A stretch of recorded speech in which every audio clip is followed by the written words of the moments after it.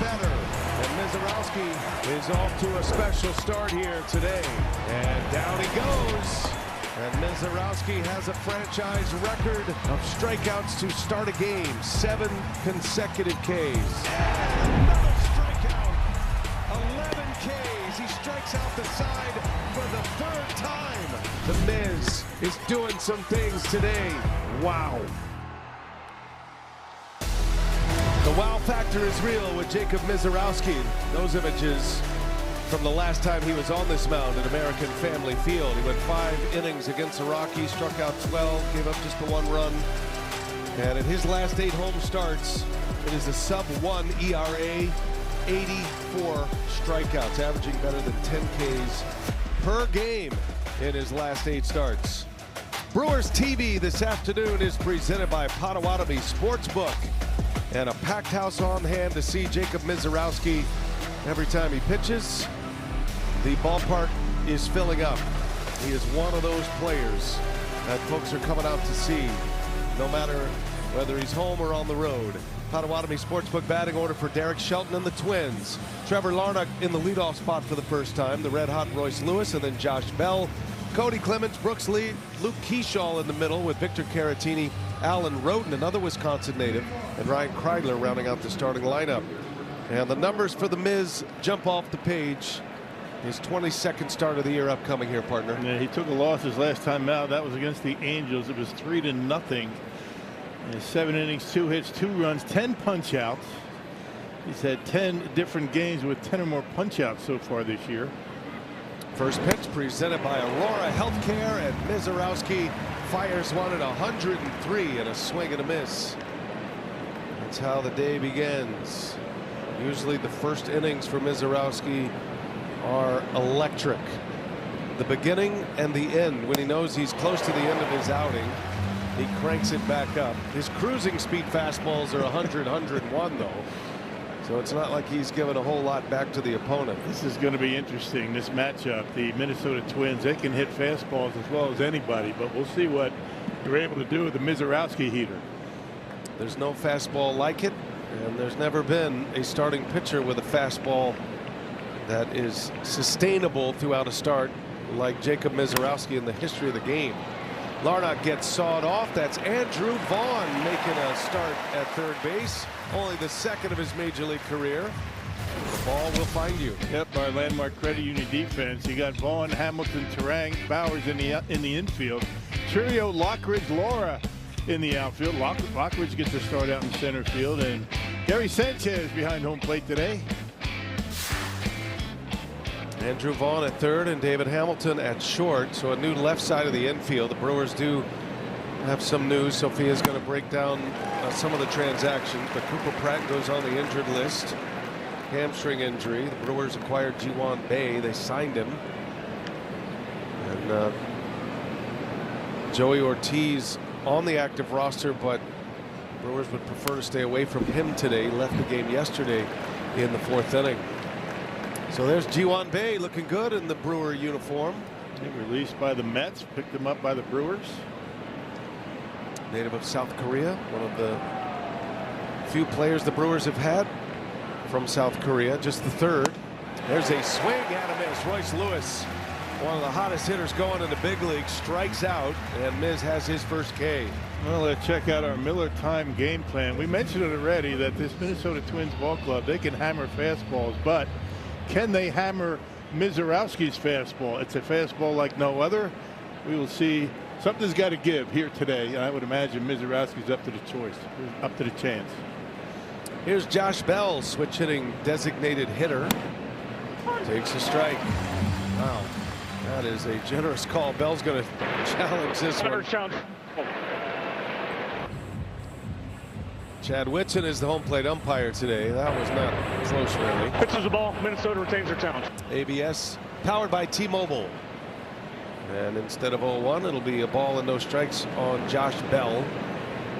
And a dangerous hitter in this series. Had a 4-hit game on Friday night. All these 100-mile-an-hour fastballs for the Miz. This season with his MLB ranks, Mizorowski Just about every fastball he throws is over 100 miles an hour, and he's thrown more 100-mile-an-hour fastballs than a lot of major league teams combined. More than any other team. He's got more than any team in baseball. Relies on it heavily, and why wouldn't he? 64% of his pitches are via the fastball, and most of his strikeouts are via the fastball as well. Yep, 68%. 1-2 to Josh Bell. 2 outs in the first. And a swing and a miss. 104. Mizorowski throws 10 pitches in the first inning. All fastballs. 2 strikeouts. He hits 104 on his way to the dugout. What a start for the Miz. UW Credit Union. Sellout crowd on hand at American Family Field. Mizorowski 3 up, 3 down with 2 Ks. Now the Brewers coming up. Potawatomi Sportsbook batting order has Jackson Churio leading off. Left-handed starter on the mound. Then it's Turang and Vaughn. Anybody gets on this first, it'll be Contreras, the DH. And a Wisconsin kid, Connor Prelip, 25-year-old from Toma, Wisconsin, right about halfway between here and Minneapolis. Wisconsin Dells scouting report. He throws just about everything up there. He's got 5, 6 different pitches that he'll throw at any time. And took a no decision his last time out. That was against the Mariners. 5 1/3, 4 hits, 3 runs. Has struggled on the road this year, away from target field. He's 0-3 with a .628 earned run average. He's from right near Wisconsin Dells, right in his backyard in Toma. And there's a strike to Churio. Second start this year against the Brewers. Missed a little time. 3 weeks with a blister in July. Pitched well against the Brewers. Took a loss in that game, but went 6 innings and only 1 earned run in a game back in May at Target Field. But first time he's pitched at American Family Field, and you know he's got some adrenaline and some nerves pumping. Grew up a Brewers fan. 3-1 to Churio.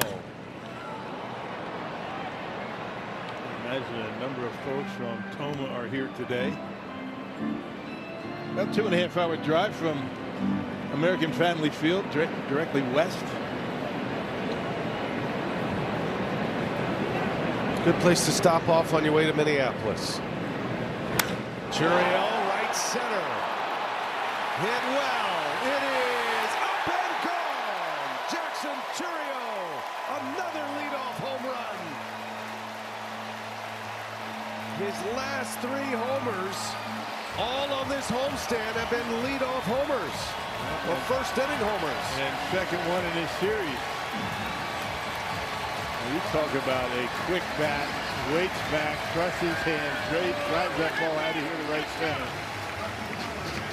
But he is hot. Number 17 for Jackson Churio. And the Brewers started with a bang here today. Now Bryce Turang. Brewers have a few lefties in their lineup today, including Batter's Turang, challenging strike ball. who challenges this call. Shouldn't even close either. Chad Whitson Pitches the ball. gonna Milwaukee have retains the to count. adjust his sights a little bit. Yeah, the one on Bell and that one, neither one of them close. Missed that one by almost 3 inches.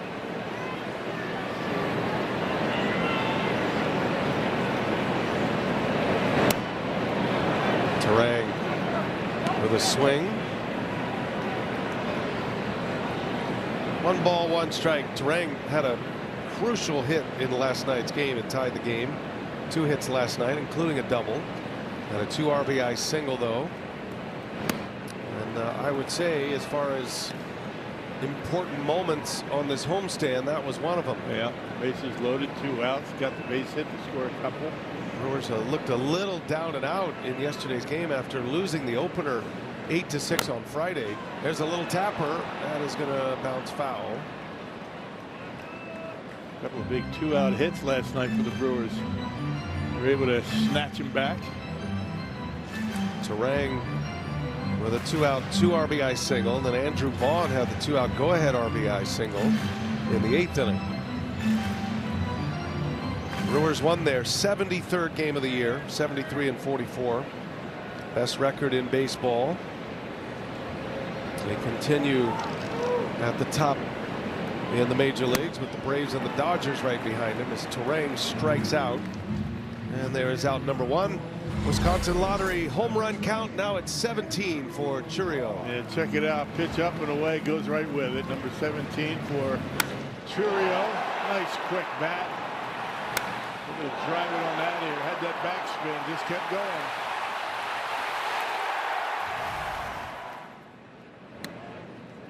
Chourio's hit 3 homers in the last 5 games, and that's 3 in a row in the first inning, putting the Brewers on the board quickly. Brewers have done a good job scoring in the first inning. Took 3 out of 4 from the Pirates, and they've split here with the Twins.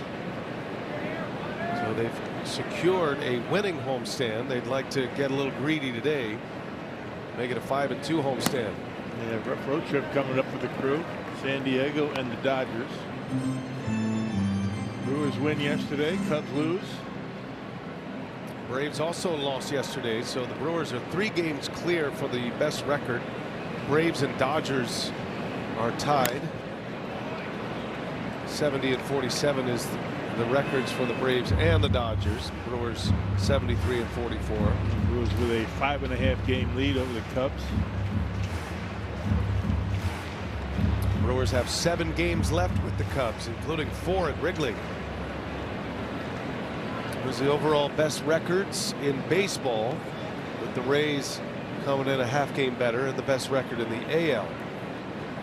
Rays and Brewers. There's a lot of connection with those 2 teams. Big bouncer over to third. Brooks Lee is there today, and he makes a play for the second out. For every Brewers RBI, the Northwestern Mutual Foundation is funding 5 hours of childhood cancer research. Northwestern Mutual and the Brewers are proud to partner in curing childhood cancer. I love the cleats. Those would look good on you, partner. I'm old enough to remember L.C. Greenwood. The yellow cleats. They're the Steelers. Trumpet sound for William Contreras. Contreras has been mired in a slump, trying to fight his way out of it.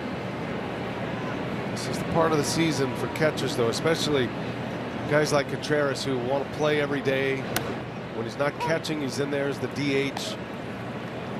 It's tough to physically to answer the bell when you get into the dog days of August. Yeah, when he comes to the ballpark, he expects to play. He doesn't like to sit around.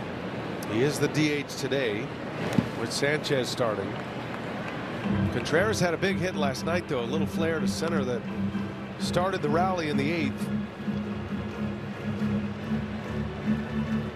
Brewers needed that hit.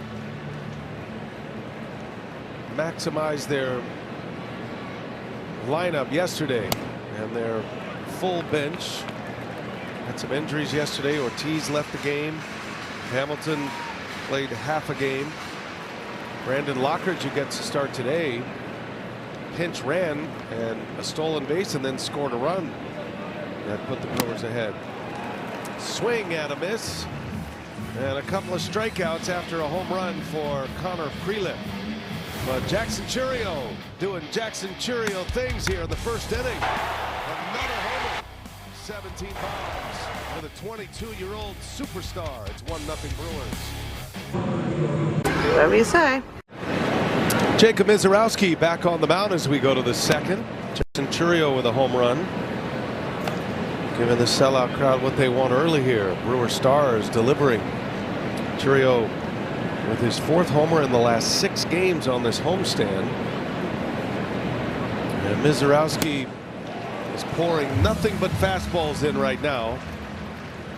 All of them over 100 miles an hour. And he was watching the first 2 games of the series with these Twins jumping all over fastballs. He's saying, let's see if he can hit mine. Yeah, there is a little bit of a bully attitude. Yeah. With Mizorowski, when you're armed with that kind of fastball, why not? His strength is the Twins' strength, and Miz right now is going to make the Twins prove that they can get to the fastball, which most don't. That one misses upstairs. 3 balls and a strike to count on Cody Clemens. He knows about a hard throwing pitchers. His father had the nickname the Rocket, Roger Clemens. Matter of fact, Roger Clemens' sons both have names that start with the letter K because of that. Yeah. Cody Clemens, K-O-D-Y. I faced Roger Clemens. That was no picnic. Yeah. You know, back in those days, I mean, the registered speed's about 92, 93. It's a little bit different. I guarantee he was throwing triple digits if he were to be registered these days. Roger Clemens, Randy Johnson, Nolan. Yeah, those are the comps to Mizorowski. There's a lot of Nolan Ryan comps to Mizorowski with the extreme fastball. There's a swing and a miss, another heater. Mizorowski is bullish on the fastball right now. He's sticking with it, and he gets his 3rd strikeout. And this one in the zone, down and in. Clemens just cannot get to it underneath. 17 consecutive fastballs he's thrown. Now Brooks Lee.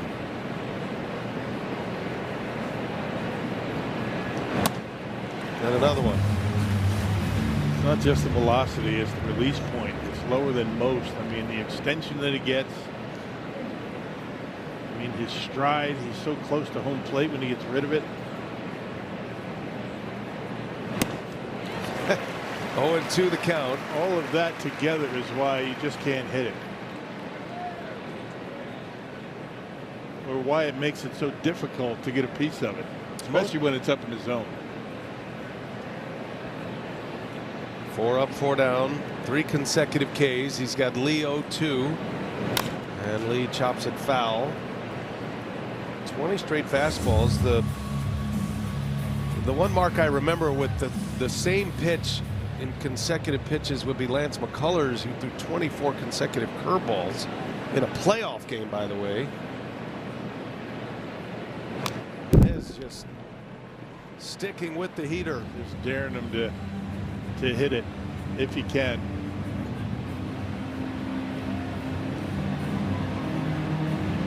When he gets that pitch up around the belt, it's awfully difficult to make contact. Still 0-2.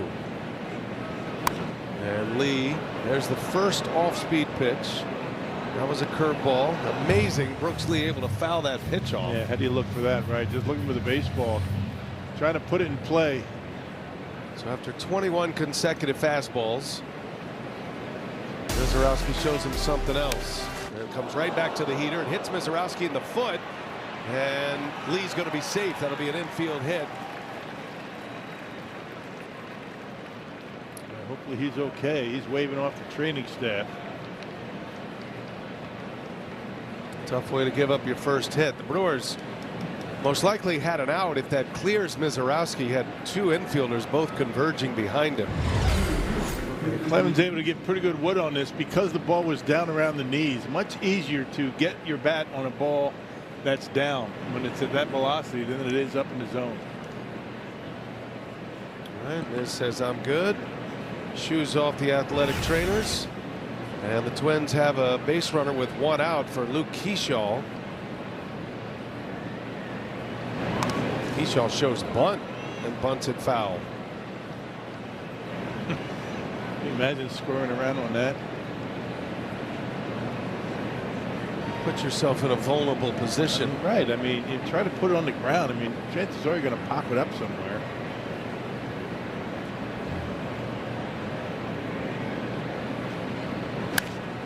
Jam shot, little knuckle buster out to Hamilton. His only play is first. That works like a bunt, but there are 2 outs. That's gotta hurt. Get in on those hands. Yikes. Felt like he hit that one below the label of the bat. Yeah, 102 miles an hour up in the zone. See where this made contact. Oh, man. Yeah. Yikes. What's that feel like, Rock? Not that you have any experience. I had a career of those. Nothing that Rock's more suited to analyze than that right there, huh? Than the jam sandwich. I was an expert. Victor Caratini, the former Brewer, switch hitting catcher. He's got the start at first base Friday night.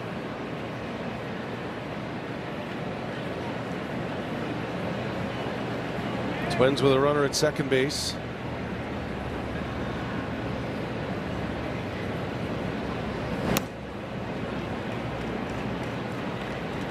Twins have every one of their lefties in the lineup. And 3 switch hitters are going to be hitting left-handed. 3 straight lefties. All righties on the bench, including Culpepper, who's in his first series in the majors. That one's true for Mizorowski. 2-1 the count on Caratini.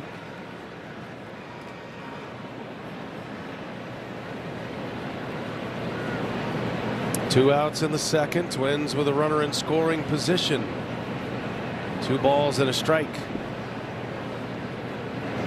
And a swing and a miss. Big fastball. 2-2 the count.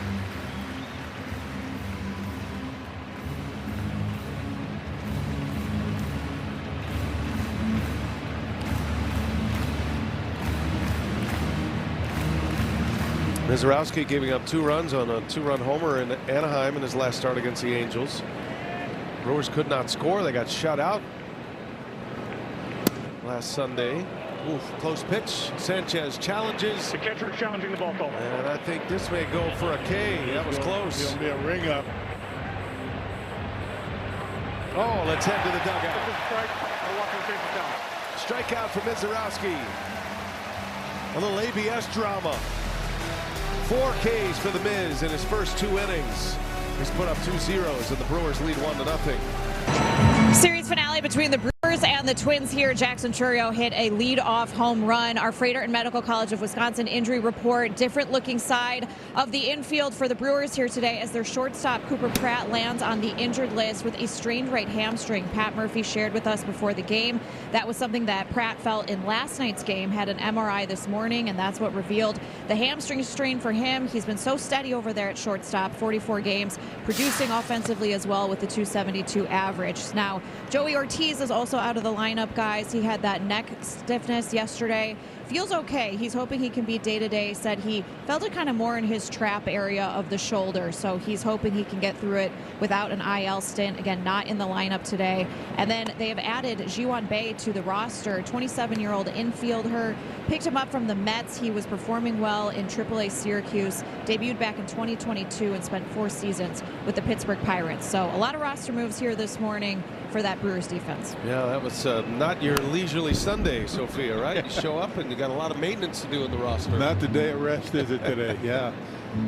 Well, Brewers are more than capable, and if there is a day to have some position players in awkward positions, it would be on a Miz day. There's not a lot of balls going to be put in play today with Mizorowski on the mound. Not a lot of grounders either. Jake Bauers starts the bottom of the second. Bauers in the number 5 spot in the order today. He is one of the 3 lefties in the lineup against the left-handed starter, Connor Prelip.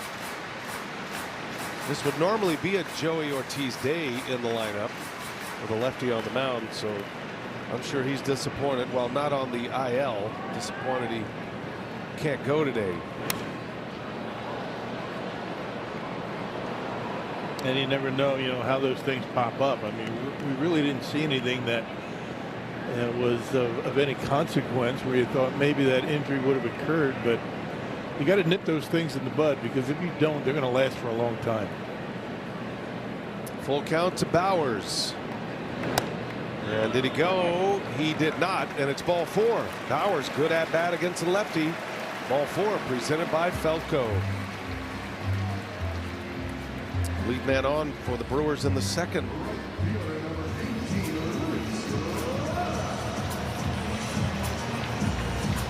Connor Prelip. He played his college ball at Alabama. He was not there long. He was kind of in the middle of the COVID run. He is 25 years of age, so he had to deal with COVID while at Alabama, shut that season down. Then he had Tommy John surgery coming out of the COVID year 2021, so he really was not at Alabama or a member of that team as far as between the lines much. Ended up going to a few of the combine workouts, and he zoomed up the draft board despite not pitching much in college. There's a lot of stories like that coming out of the COVID years, though, when games were shut down. And that was a real mess for everybody, wasn't it? He was drafted in 22, and he's in the big leagues in 26. Made his major league debut in April. Bouncing ball right side, going to be a tough play here. Lara is out at first. Nice play by Cody Clemens. He had no room for error with the speedy Lara getting down the line. Yeah, I didn't think there's any way they're going to be able to get him. I mean, getting to the baseball was one thing. Being able to redirect yourself and get yourself in position to throw is another. He's going hard toward the line, but a really good off-balance sidearm throw to get him. Yeah, heck of a defensive play right there. Wire Cam gives you a look. Potawatomi Sportsbook. That is an incredible throw, off balance, wrong foot. So runner at second for Gary Sanchez. Sanchez has crushed left-handed pitching this year, but his last home run was off a right-hander. Bowers takes off. Sanchez lets him run to throw to third in time. Bowers caught stealing. Tough one there. Yeah, we saw the Twins get thrown out trying to steal third in yesterday's game. And a good throw by Caratini, able to clear the hitter. And pretty easy pickings for the Twins right there. Quick catch and tag by Brooks Lee. Just got Bowers. It took a perfect throw. And that is a swing. And it's 1-2. Unable to check it.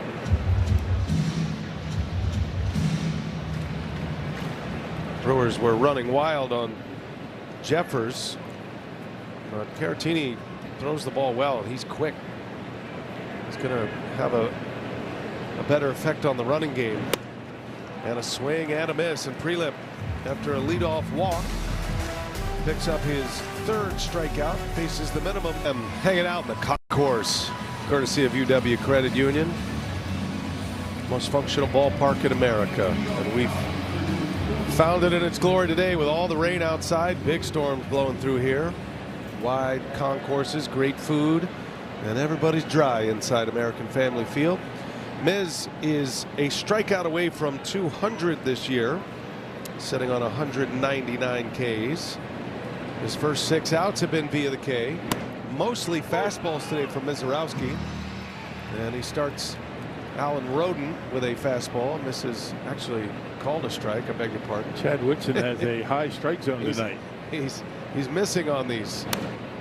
Miz doesn't need any help, but he'll take it. Most of his misses, or just about every one of them, have been up in the zone. Alan Roden, a Wisconsin native from Middleton. I think that's a Craig Kashan territory out there at one point. Yeah. I know Craig went to like 9 colleges in Wisconsin through his Belushi-like college career. He was just trying to get comfortable at one of them. Seeing them all. Not that they didn't want him. He didn't want them. It's the hummingbird of students in college. It's a bouncer foul. It's not that he wore out his welcome anywhere. He just, he had to move on. He's had a lot of fun. Hey.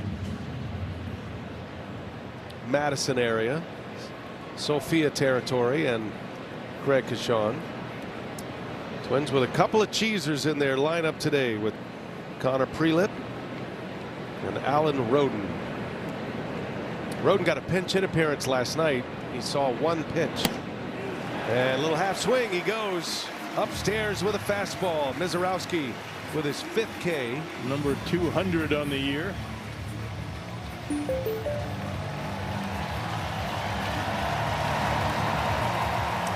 above-ground numbers in the major leagues. The story behind this, though, is the fact we're sitting here August 9th, and he's got 200 strikeouts. Second week in August. He's got a long way to go. Liz is probably wondering what all the fuss is about. I'd say he's handled all the attention extremely well. For a young guy, that's admirable. Here's Ryan Kreidler now. Swing and a miss. Another fastball. That one at 103. The thing is, I mean, these guys know that they can't hit that, but they can't lay off it. It looks so good to them.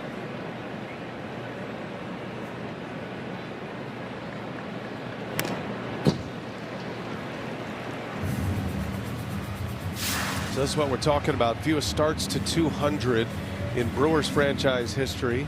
Mizorowski has that record now in his 22nd start today. 3 better than Corbin Burns. Burns had the top 2 spots on that list. Think about the strikeout pitcher he was. Ben Sheets, who holds the single game strikeout record of 18 still. And Mizorowski is the 2nd fastest to 200 strikeouts ever. Spencer Strider is the record holder. So that's by innings. Strider with the Braves in 2023 struck out 200 in his first 123 and a third. Mizorowski 129 and a third. Good numbers from Dominic Cotroneo. You're talking ever. You're talking It's a long time. Generational pitcher that we are so fortunate to watch. And the other thing about a lot of the guys on that list, I mean, think back in those days, guys they're going 7-8 innings on a typical start, right? When they're throwing the baseball well. That's not the case that much anymore. And a swing and a miss. Mizorowski. Back-to-back strikeouts. First time through the batting order, 6 Ks. Twins go 1 for 8, just that infield hit.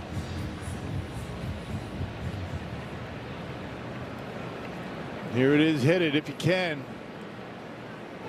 I mean, everybody has really had a tough time with that pitch from mid-thigh up. The only contact they've been able to make, even foul balls, have been down in the zone.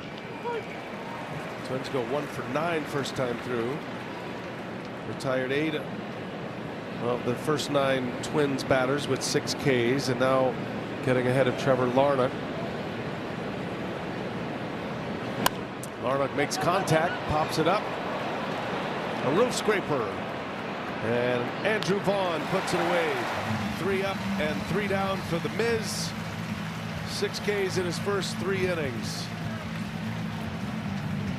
All 6-7 of them standing tall. Brewers are certainly going to be mindful of his innings. And Chris Hook goes right over to his starting pitcher after that interview. Nice job, Sophia. And thanks to Chris Hook. Yeah, you got to make sure that these guys, this starting rotation is going to be strong in through September and toward the end of the season, because the playoffs are going to come at you quickly. You don't want to spend all your bullets in a regular season if you can avoid it. Brandon Lockridge getting a start today. Lockridge went on the injured list for a knee procedure. This is his first start since coming off that injured list. He went on the IL May 9th. Eventually went on the 60-day IL. That was in July. A nasty collision with that wall out there in left field. Had that procedure back in June, late June. So he just got back August 1st. The shame at the time, he was really swinging the bat well. I mean, he was had a big impact on the offense, defense as well. He can run. Couldn't have happened at a worse time for him. Brewers picked him up from the Padres a year ago. Pat Murphy just raving about the stay ready factor for Lockridge in yesterday's game as he takes a called strike 3. Prelim with a backwards K on the number 8 hitter. 4th strikeout for the lefty. And now here's a message from Potawatomi Sportsbook. Get ready for a summer full of big wins with WinFest. Just play with your rewards card for entries, and you could win cars, dream vacations, free play, and cash. Only at Potawatomi. Brings up David Hamilton. A rare start with a left-handed starter on the mound. Joey Ortiz unable to go today. Cooper Pratt going on the injured list. Ji-Hwan Bae, who the Brewers just signed, is a left-handed hitter.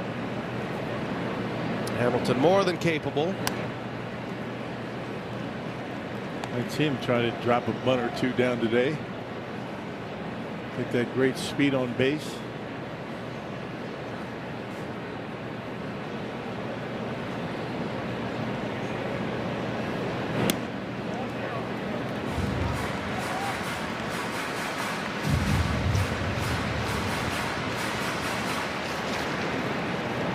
Hamilton a couple of hits in this series.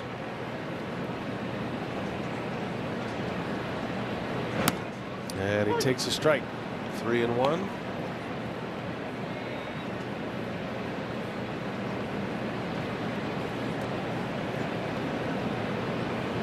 Brewers fortunate to have some versatile pieces that could play the shortstop position.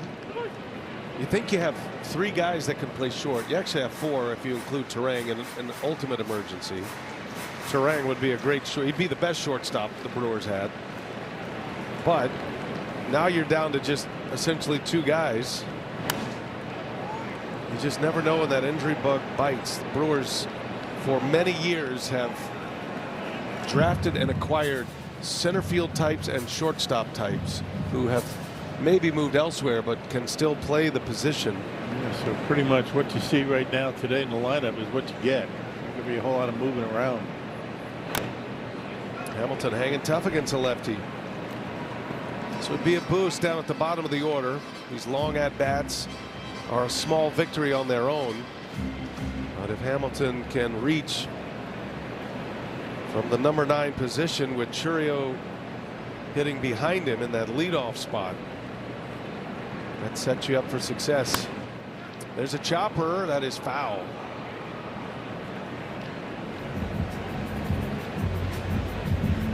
And he'll see at least 9 pitches here, partner. Yeah, he does like to work the count. I mean, he's a guy that is not afraid to take his walks, put the ball in play. Although, you know, the Brewers right now, I mean, they've been striking out a little bit more than normal in this homestand. Pat Murphy made mention of that. And he got him on a breaking ball. There's another one. It's the first spinner he threw him the entire sequence, and on the 9th pitch he strikes him out.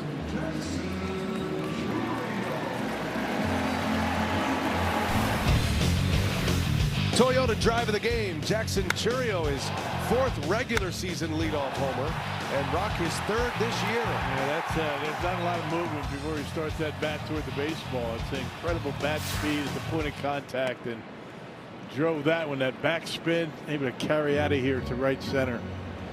And 2 leadoff homers in the postseason, remember. See, a lot of these Brewers, I mean, most of their powers come gap to gap. Do a good job waiting on the baseball. Chourio takes a strike. Good curveball from Prelip. Age 22 and under to hit a home run to lead off a game. Chourio is the leader. That was his 4th. He surpassed the igniter, the ultimate leadoff hitter, Paul Molitor, who is here Just to our left. calling the game on Twins radio. There's Molly.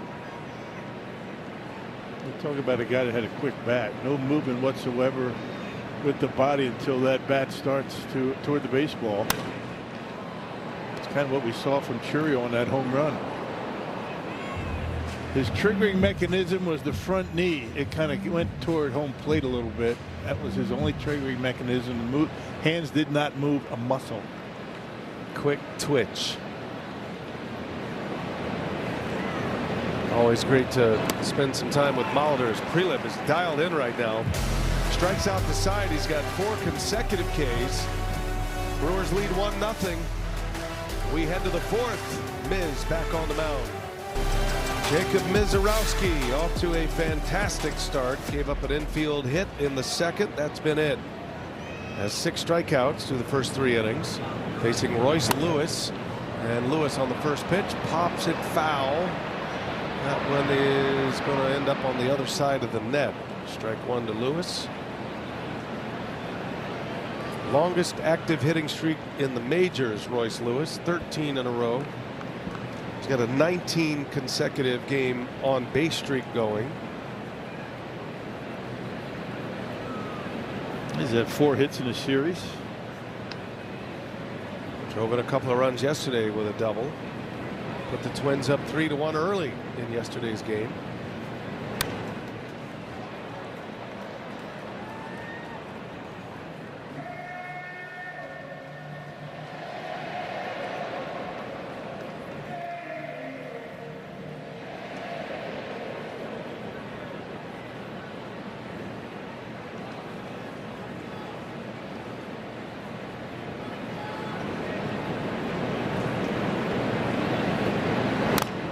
Miz always works from the stretch, even with nobody on. But he's only faced 2 batters with a runner on. He did have a runner at second and 2 outs in the second inning. Struck out Caratini to end that threat. Brewers get a leadoff homer from Chourio and nothing since. And did he go? He did. Sanchez will secure it with a tag. And a strikeout for Mizorowski. Yeah, don't blame him. I mean, when you see a slider, I mean, it's got to be, what is that? He's been throwing so many fastballs. You got to start the bat so early before you really want to with the Mizorowski fastball that you're going to get a lot of that. You know, with the slider, looks fastball, and no chance. He's not able to hold up. Pretty much a full swing. Tri-City National Bank Dirt Cam giving you a good look. 46 pitches, 38 of those fastballs, make it 39 out of 43. Or 47, I should say. It has been mostly the number one. He has thrown 20 consecutive strikes, Mizorowski, which is a major story. That is an announcer jinx. That's a big time announcer. You should have waited until he threw one out of the zone. As soon as you looked at me like that, I knew we messed that up. All right, not your fault.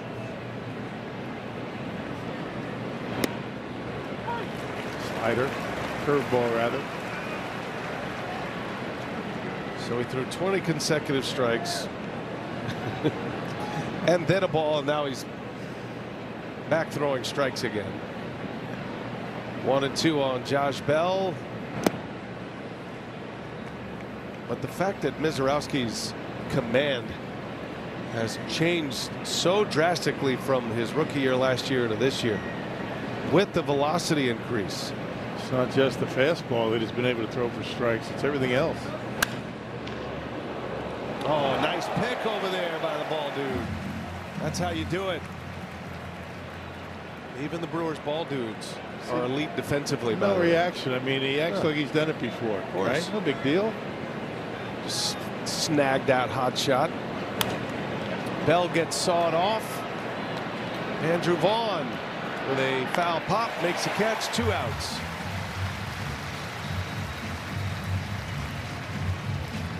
This doesn't seem like it's possible you see Andrew Vaughn over at third base. Second time he's been over there as a start. And again, you're not going to get a lot of ground balls with Mizorowski on the mound. Strikeouts and fly balls. Swing and a miss. Cody Clemens. Of the balls in play that Mizorowski has allowed his defenders to enjoy today, Vaughn has 3 pop-ups already. Larnach twice, and now Josh Bell. And only 1 ground ball out.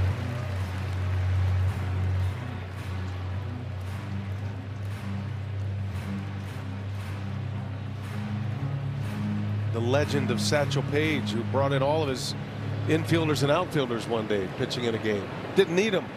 Everybody go sit in the dugout. I got it from here. He just struck everybody out. It was a hot day. 0-2 the count. And Clemens strikes out. Backwards K. Defenders are optional today. Mizorowski, 8 strikeouts through the first 4 innings. Miz is on one again. Brewers lead 1-0. Good look today. Sunday afternoon, American Family Field. Mizorowski, 8 strikeouts through 4 shutout innings. Give credit to Connor Prelip. He gave up a leadoff home run to Churio, and he has been locked in since. He's faced the minimum since that time. He has struck out 6. I thought of punch outs in the bottom of the 4th inning. That's 14 between the two teams. Can't blame the shadows today. There aren't any. No. You're indoors. Lights are up full candle with the rain outside, or the threat of rain anyway. Did have a big storm blow through here about an hour before the game. Turang was Prelip's first strikeout victim after the home run by Churio.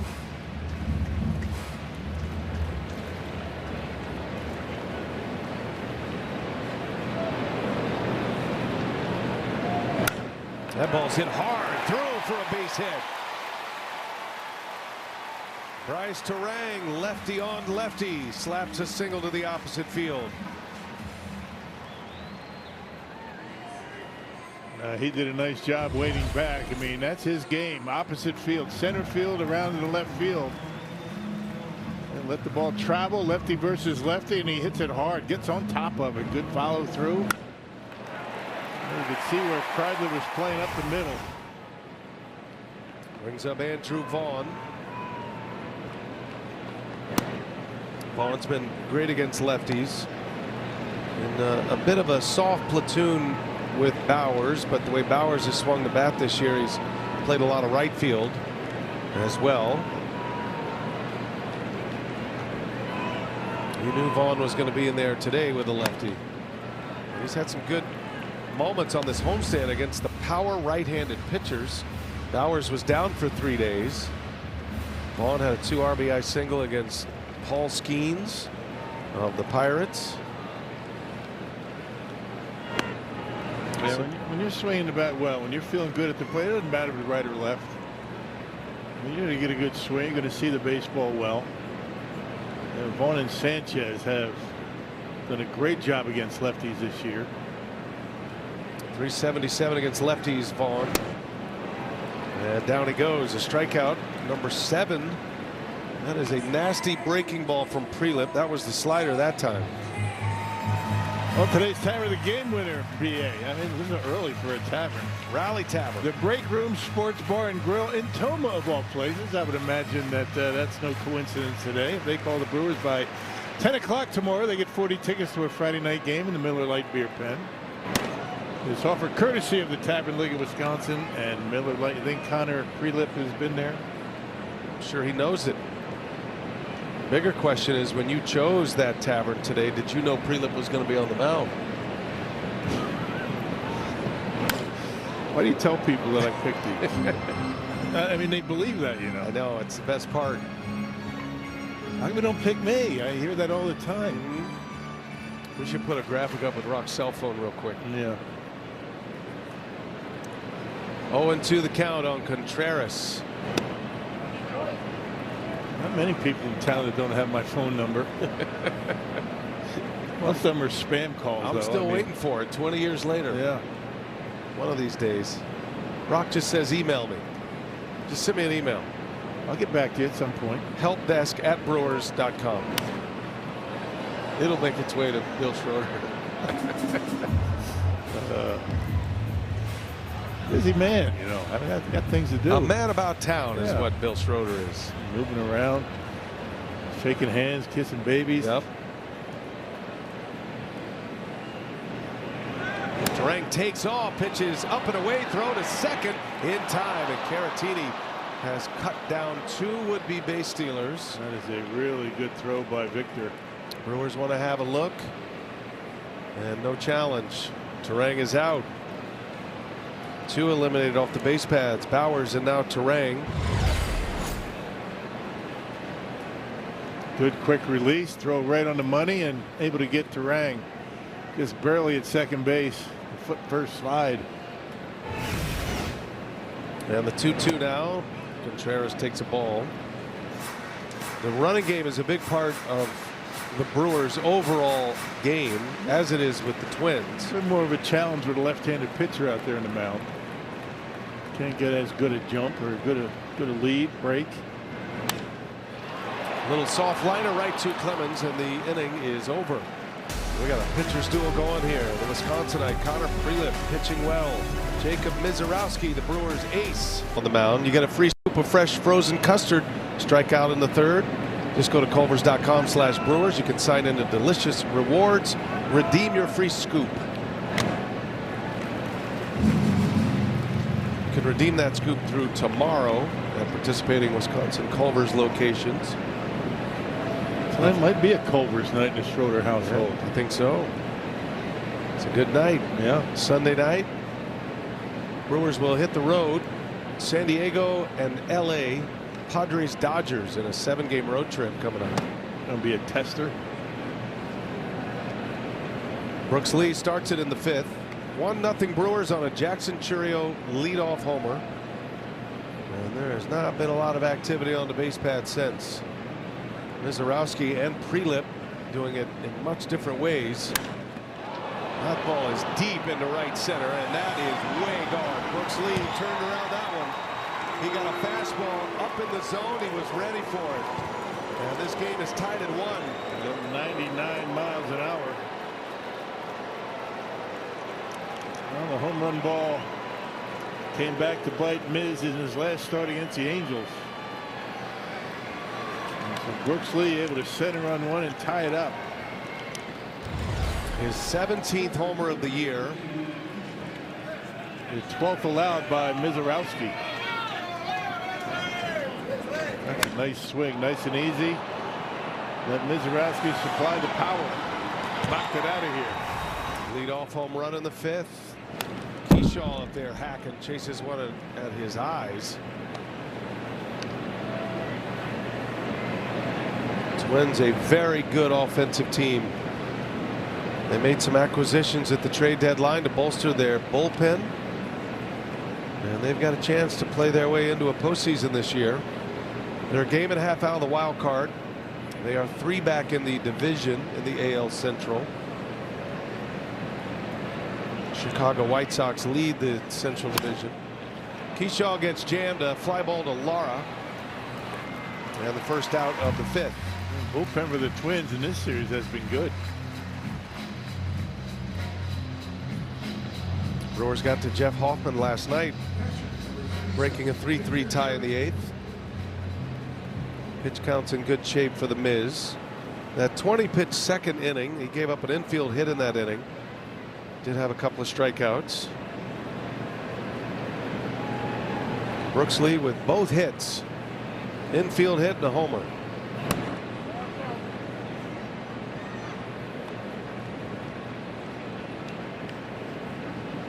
Caratini's done his part as well. He's thrown out 2 would-be base stealers. Got Bowers at 3rd and Terang at 2nd.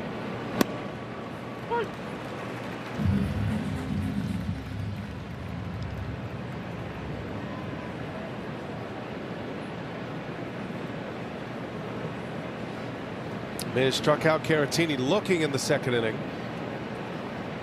Yeah, that was on an ABS challenge. That ended the frame with a runner at 2nd. Got him in a hole 1 and 2 here. 8 strikeouts for the Miz. No pitcher in the sport has more 10 strikeout games this year than Mizorowski.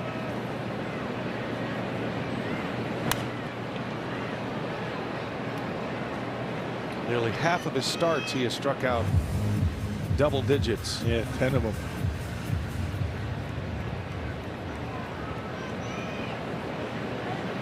A shake off. Now he's got the one he wants. 1 ball, 2 strikes. And Caratini opposite field. That's a base hit. Hamilton made a good play on it. If he comes up with a clean, he might have a chance with a perfect throw. Caratini is aboard with an infield single. Yeah, he was shaded way up the middle. He had a long way to go to get it. Just to knock it down was a good effort. Yeah, even if he kept it in the glove, I doubt he gets him. Well, now Mizorowski will have to bear down. 2 hits in the inning. 2nd infield hit of the game for the Twins. 1 out, runner at first for Alan Roden.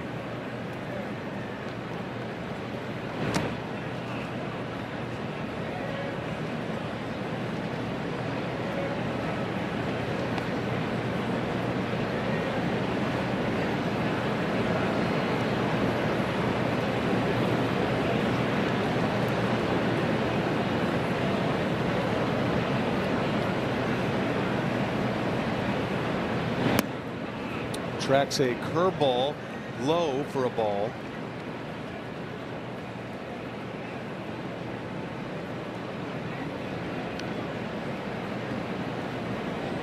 Roden playing in his 22nd game in the big leagues this year. And he's late on that one. Came up with the Blue Jays. Made his major league debut last season. Twins and Blue Jays have been frequent trade partners. Roden was involved in a deal last year. The Ty France Louis Varland deal. Those two went to Toronto in a pennant race. And that team went to the World Series. The Twins unloaded quite a few last year. 10 of them. They were buyers this year. We're in the thick of it.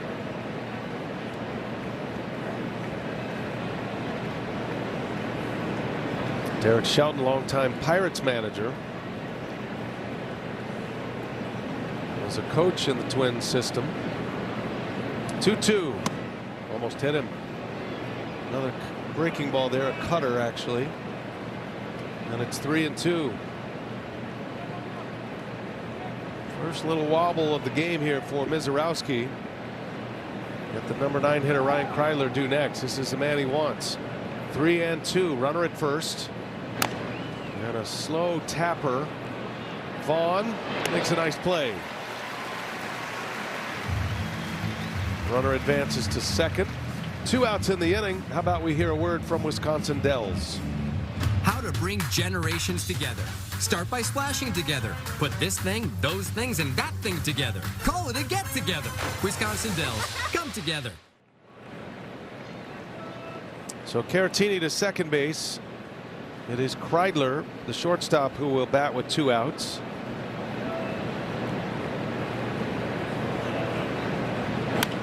First ball swinging. Vaughn's got it. Little snow cone and a good throw. It's his first start at third base since 2021. He's getting most of the chances right now. He's handling them. Inning over. Games with MLB Plus. Stream MLB Network 24/7 in the U.S. and select out-of-market games every week, plus live radio broadcasts of every game. Game Day 3D, big inning and minor league action. Visit MLB.com/MLB Plus to subscribe today. Sesame Street Day at American Family Field. Jake Bauers leads off. Bauers walked his first time up against the lefty Prelip.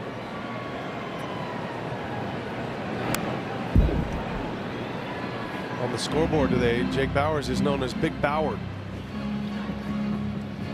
Not Big Bird, but Big Bauer. It's a good one. You got Elmo and the balls and strikes and outs on the board. Need Jeff Passan out here to give his Elmo impersonation. I noticed that when Bryce Terang was up, they were calling him Bert Terang. Hey, Bert. Ernie and Bert, Bert and Ernie.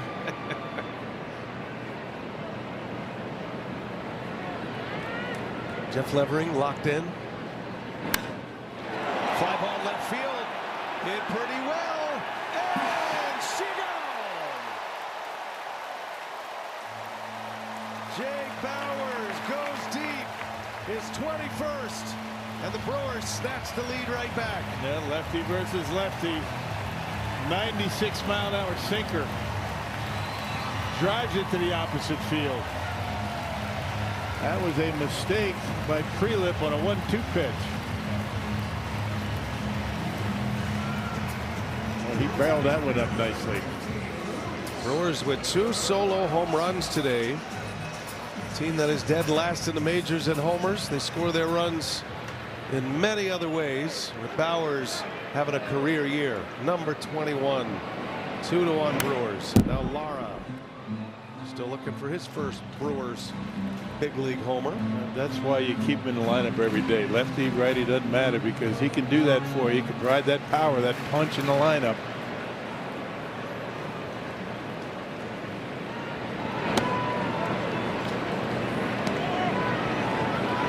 Brewers have 3 hits, 2 of those hits have come by left-handed hitters, Terang and Bowers now.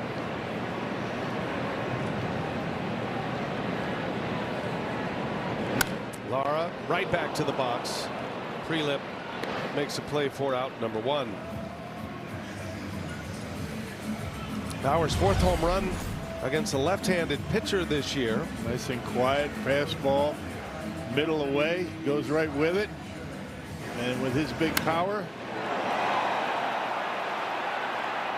able to knock it out of here to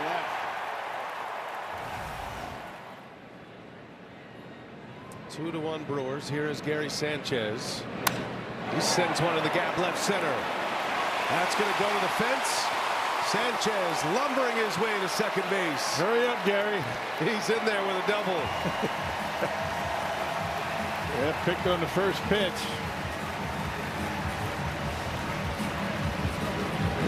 Find a gap out there in left center. We're starting to solve the mystery of Connor Prelip. There's speed, and then there's just enough speed. He had it figured all the way, just lumbering, stumbling into second. Here's Brandon Lockridge now. He's on the other side of the speed spectrum. Lockridge can fly, and had a mad dash in last night's game that proved big. Stole a base, pinch ran, stole a base, scored on a single. That was in the 8th. Ground ball to third, picked up by Lee, and the second out.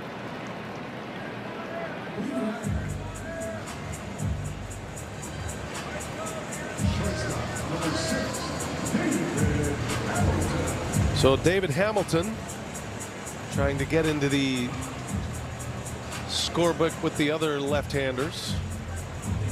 First at bat for the Brewers with a man in scoring position.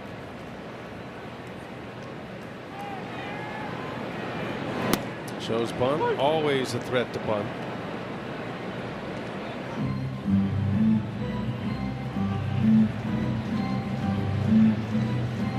Most third basemen play in with Hamilton at the plate, expecting a bunt, which opens up some holes for Hamilton. Prelip slider has been good. He's thrown well today, no doubt. His better starts on the road this year. Only gave up 2 runs, 1 earned against the Brewers back in May in 6 innings.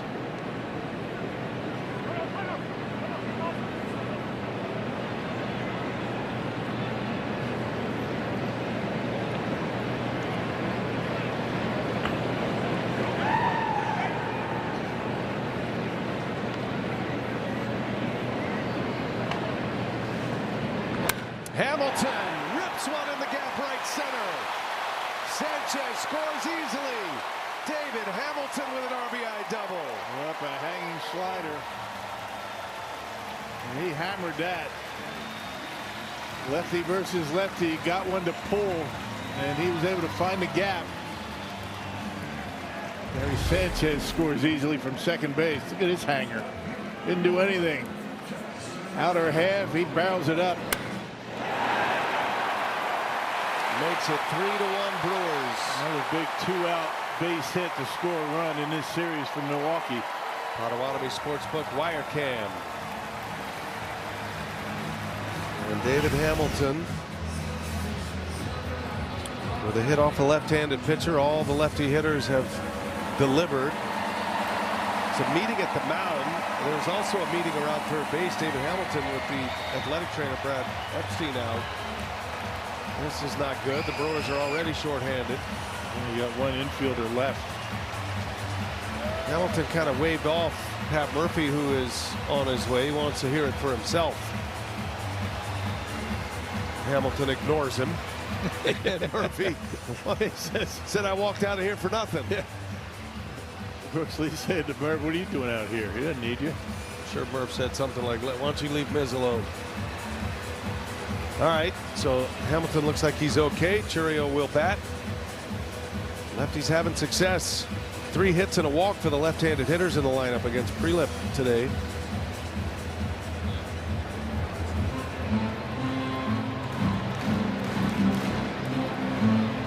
Well, such a level in the bottom of the order is able to be productive. Sanchez a double, Hamilton a double and an RBI, and now Chourio. 3-1 Brewers in the 5th. Chourio is looking very dangerous at the plate right now. 4 homers on this homestand, 4 in the last 6 games. Leadoff home run in the first, his 17th home run of the year. He has passed Bryce Terang on the homer leaderboard. Wisconsin lottery home run leaderboard with Bowers adding one to his tally, 21. Chourio got off to a late start this year with injury. Still second on the club. Sanchez homered earlier on this homestand against the Pirates. 1 ball, 1 strike to Chourio. Got a challenge here by the catcher's Caratini. challenging the ball call.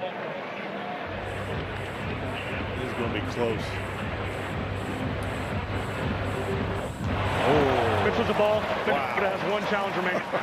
By a fraction. I mean, what was it? What is it? 1/10 of an inch. Less than, actually. Yeah. Oh. Probably worth a shot for Caratini trying to navigate his pitcher through this inning. 2 runs are in. Runner at second, 2 outs. Chourio tracks in a strike.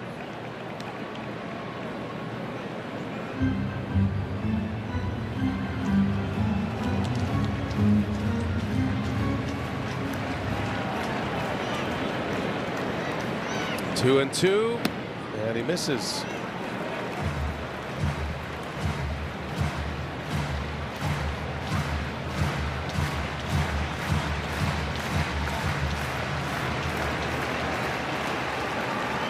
Full count. Hamilton ready to run. He'll be off on contact. Chourio on the ground to short. Kreidler. And a low throw dug out by Lewis. Nice play over there. Did he keep a toe on the bag? Brewers will have a quick look. And no challenge. And the Brewers strike for 2. Jake Bauers going big Bauer today. Big fly to the opposite field against a left-handed pitcher. His 21st of the year. It's 3-1 Brewers as we go. Drone cam, courtesy of UW Credit Union.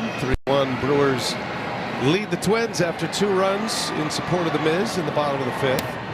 And now we'll see if Mizorowski can lock it down here. We'll keep an eye on that pitch count. It's at 72. Brewers are pretty judicious with that count. Like to keep him around 90 to 100. Trevor Larnach leads away for Minnesota, top of the order. Brewers bullpen is loaded for bear once again today. They use their 3 A-list relievers. You could even add 4 with Chad Patrick coming in yesterday as well. But Uribe, Ashby, and McGill were all tremendous yesterday, as was Chad Patrick. I don't want to leave him out of this because he was the bridge to those big 3. Yeah, he's been that guy in the bullpen.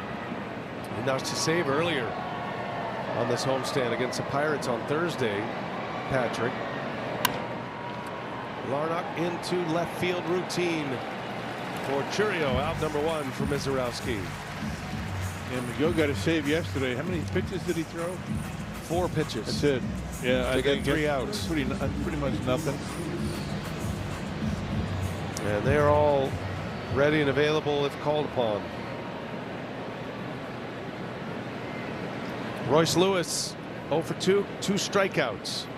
Mizorowski sitting on 8 strikeouts. And Sanchez is going to challenge this. Challenging the ball call. Another close one here. This is going to be close. Light it up. This was a strike. Milwaukee retains their challenge. Got it by a seam. Yeah, look at that. Man. And he flips the count once again. There you 2 go, for 2 Gary. today, Gary Sanchez. That's pretty good vision, isn't it? He's a high volume challenger, Gary Sanchez. Is that a good way to put it? Yeah. That was almost in the same spot. And maybe that challenge, a little correction for the umpire, and he gets a call this time. I think Gary's challenged more than most teams this year. Oh yeah. Lewis not biting on that curveball. Gary likes to challenge behind home plate and when he's at the plate. I had to remind him, Gary, these challenges aren't just yours. It's one of those deals, though. As long as you're getting them right, no problem. You just don't want to burn all your, both your challenges too early in the game. That has happened this year. Twins have burned one today. Brewers still have their 2 remaining. 1-2 to Lewis. And he got it. Struck him out with some high cheese. Talk about high cheese. You're right. 100 miles an hour about head high. 9 Ks for the Miz. 2 outs in the 6th. We send it down to Sophia. Well, this is the 3rd consecutive start that Jacob Mizorowski has gotten a full week in between, and he told me that he's anxious to get back on a normal schedule, but understands why it has been lined up this way, as they're being really mindful of his workload. So he adjusts his routine a little bit. His day after his start is always his running conditioning day. He'll go then and do a normal bullpen on Wednesday, and then he'll actually add in a second bullpen on Friday. He threw that second one, and it's really light. He said, I basically just want to get on the mound, throw every pitch 1 or 2 times, make sure I'm hitting my spots, and that's it. He tries to just keep everything really sharp. And we spoke to Chris Hook about that, is that when Miz is coming to him and saying, man, I feel good and I'm ready to take the mound now, that's where they want him to be. And it's being mindful of the long term, of just kind of tapering and keeping the pitch counts in a good spot so that they can continue to build this momentum as they get into September and October. So Miz said he's feeling great physically and understands why the schedule is being lined up this way for him. But he's also looking forward to the next start at Dodger Stadium. Yeah, and they want him to feel that way mid-September, end of September as well, not just right now. Yep, the Brewers trying to navigate these young pitchers getting into innings limits they've never been. But you got to have them ready for the postseason. So that does mean probably some shorts that'll be cut off a little earlier than most fans would want to see. But that's the design, as Josh Bell draws a 2-out walk. A lot of times, how deep he's going to go into games is going to have a lot to do with the score. If they have a big lead, get him out of the game. It was interesting yesterday. The pitchers came out for some early work, PFP it's called, pitcher fundamental practice, and a lot of starting pitchers won't make the throws, or they'll just lob the ball over. So this was yesterday, the day before the Mizorowski start today, and I was just curious to see what he would do. He was throwing rockets at Evan Martin, who's the guy who takes some of those throws at first base. The little comebackers to the mound. All the pitchers line up, and they each go through their progressions. And Miz was letting it fly, and I said to myself, I think Miz's arms feels great right now. Yeah, you think? There was no laying off. Base runner with 2 outs. Here's Cody Clemens. When he feels like that, the guy's playing catch with, how does the palm of his hand feel? Oh my gosh. Right? I mean, I wanted to go hand Evan Martin a catcher's mitt yesterday. Evan, he has a lot of jobs with his ball club. Big on the hitting side, and been on the scouting side too before he got into the dugout. And he is the man out there receiving all the throws and heavily involved. Former college baseball player. All these coaches have something to do every single day. There's the Ninja. He's locked in. Those eyes are shifty right now. 1-1 to Clemens, and it's 2 balls and a strike. And Jake Bauer's playing way behind Josh Bell, not expecting him to run.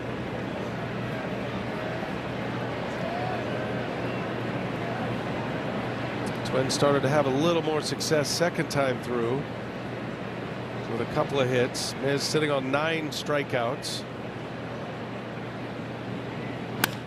And that ball's hit well to right. Clemens going to watch this one fly. He knew it from the moment it left the bat, and suddenly this game is tied.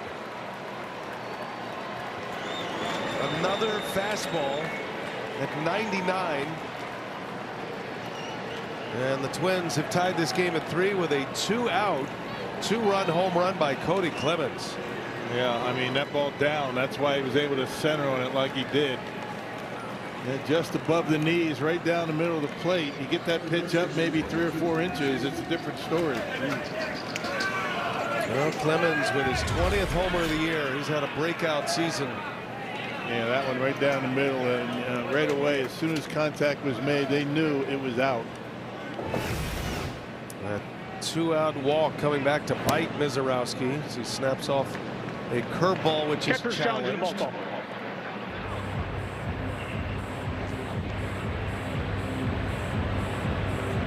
And this one is going to go. This was a ball. Milwaukee has one challenge remaining. Lee's way. These are fastballs that Lee and Clemens hit out that are less than Mizorowski's best. They're still 99, but they're not 103 or 4. Well, it's the location that is the issue, right? I mean, when he gets those fastballs down around the knees, I mean, hitters can get to him, and much easier. Not easy, but easier to get to that kind of velocity when it's down in the strike zone. Upstairs, much different story.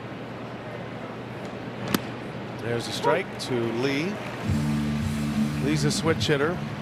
2 for 2 today against the Miz. Antonio Senzatella loosening with some urgency.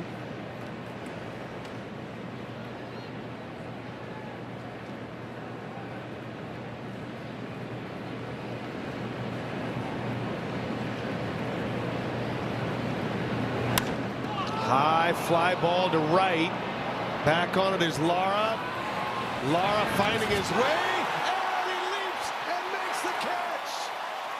Luis Lara still finding his way at American Family Field, and he found that baseball just in time. What a catch. The rookie Lara saves an extra base hit. It ends the inning. Twins get 2, and we're tied at 3. Series, but played that one perfectly. Would not have been a home run, but he'd certainly taken away extra bases. Lara making just his 15th start in right field in the big leagues. He's a rookie. He is a superb defensive outfielder. And even though that was a wild ride, he's going to figure it out. The more innings he gets in this ballpark, the better he's going to be. Just a warning track, right? I mean, look at the way that fence, it comes in as it gets to the line and then goes back out. There's an angle out there, and the more he's out there, the more he's going to be comfortable with it. That's a big play. It ended the inning. First time Mizorowski retires Lee. Probably the last hitter for Mizorowski. There is activity in the Brewer bullpen right now as we get to the late innings. Aaron Ashby, who was the winning pitcher yesterday, is loosening. See if the Brewers can get the lead back. Mizorowski has surrendered the lead twice. Miz has only given up 3 earned runs in a game now 4 times this entire season in his 22 starts. And he's never allowed more than 3 runs in a game. Yeah, he's been exceptional. You know, the home run ball has bitten him at times, giving up now 13 homers.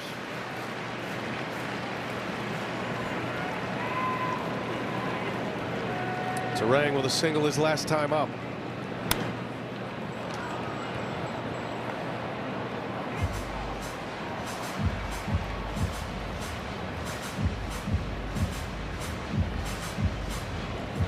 Brewers with 3 runs on 5 hits, 2 of those solo home runs, Churio and Bowers. Count is full, and that one is inside. Close. Terang draws a walk. Caratini not wanting to use a challenge with 1 left. He might have won that call. Yeah, you wonder how long they're going to stick with Prelip. You got a right-hander getting loose. A couple of right-handers due up. Sticking with him. Here's Andrew Vaughn. And now Derek Shelton is on his way. Took as much time as he could to buy a couple of extra pitches out of his pen. And the Twins manager is going to make the move here. Good showing by Connor Prelip. He goes toe-to-toe with Miz. Nance will be the next pitcher. And the Toma native on his way out after 5+ innings. Milwaukee Brewers baseball is presented by Potawatomi Sportsbook. Bet above the rest. By State Farm. Like a good neighbor, State Farm is there. And by Prevagen. Prevagen, made for your brain. Wheels in motion now. Tommy Nance coming out of the Twins bullpen. And Pat Murphy's going to counter here. Instead of Andrew Vaughn, it's going to be Garrett Mitchell. So those are the numbers for Nance for the Blue Jays and the Twins. And Mitchell will come off the bench and hit for Vaughn. Yeah, the Twins picked this guy up on July 10th from Toronto, as you mentioned. 8 of his 10 appearances with the Twins have been scoreless. A lot of breaking stuff, curveball, sliders for Nance. Be curious to see what the Brewers do here from a defensive perspective after this. They're already short on infielders. 3-3 game. Nance facing Mitchell. Terang at first.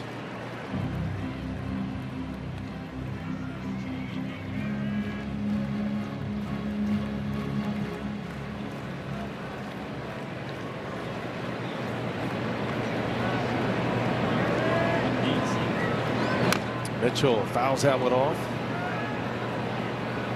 1 ball, 1 strike to count. If you're just joining us, Brewers put Cooper Pratt on the injured list before the game today, hamstring injury. Joey Ortiz still day to day, had to leave yesterday's game. They're still on the active roster. Might get a G1 Bay appearance here. Yeah, you got to figure he's going to be the guy. Mitchell delivers, shoots one in the gap left center. Cut off by Larnach.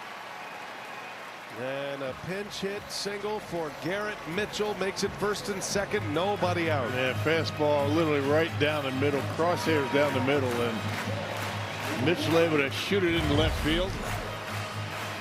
Not overpowering his Nance. That one at 93 miles an hour. Nice approach by Garrett, taking that one into left field. A walk and a single to start the inning. William Contreras now. 3-3 game, bottom 6. Contreras takes a strike. Nance faced just 3 batters yesterday.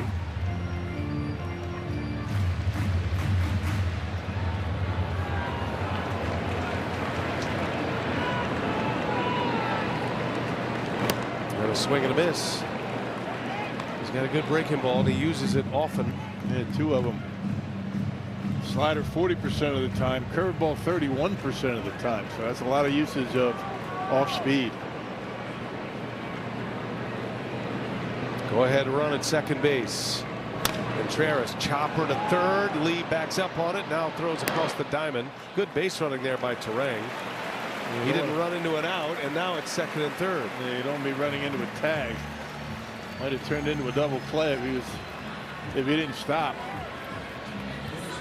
I do wonder if Lee had it to do over again, would he just go tag him, right? Right? Try to get Terang in a rundown. You'd much rather have Contreras on the bases. That was a mistake right there. I mean, you just tagged Terang out. And now it's second and third and only 1 out. Pete Mackey, Twins pitching coach, is on his way out. If you tag Terang going in, you still have the double play to get out of the inning.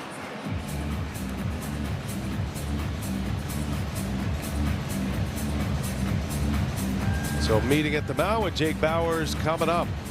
Brewers threatening. Time for a word from our friends at Diggers Hotline. For 50 years, Diggers Hotline has helped protect Wisconsin residents. Contact them for free 3 or more working days before digging. Be smart. Check before you start. Sellout crowd ready to roar here. Nearly 43,000 on Sesame Street Day at the ballpark. 15th sellout, 3rd consecutive sellout this weekend against the Twins. Second and third, 1 out, infield in. Jake Bauers at the plate.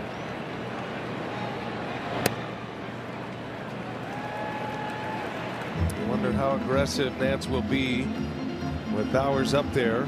Do have a base open at first and a rookie on deck. Career season going right now. 21 homers for Bowers. Opposite field homer his last time up. And he pops this one up. Gave him a strike, and Bowers with the second out. That one hurts. Right down the middle. Wow, that was a mistake by Nance. Got away with it. That's a big out. Just when you thought maybe Nance would pitch around Bowers. That was a cement mixer right down the middle of the plate. Did not move a muscle. And Jake popped it up. So it'll be up to the rookie Luis Lara. Just made that great catch. See if the 21-year-old can deliver here.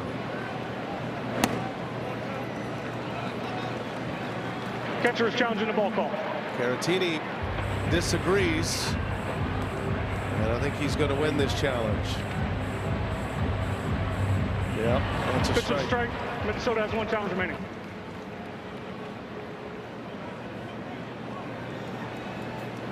Lara faced Nance yesterday, singled off of him.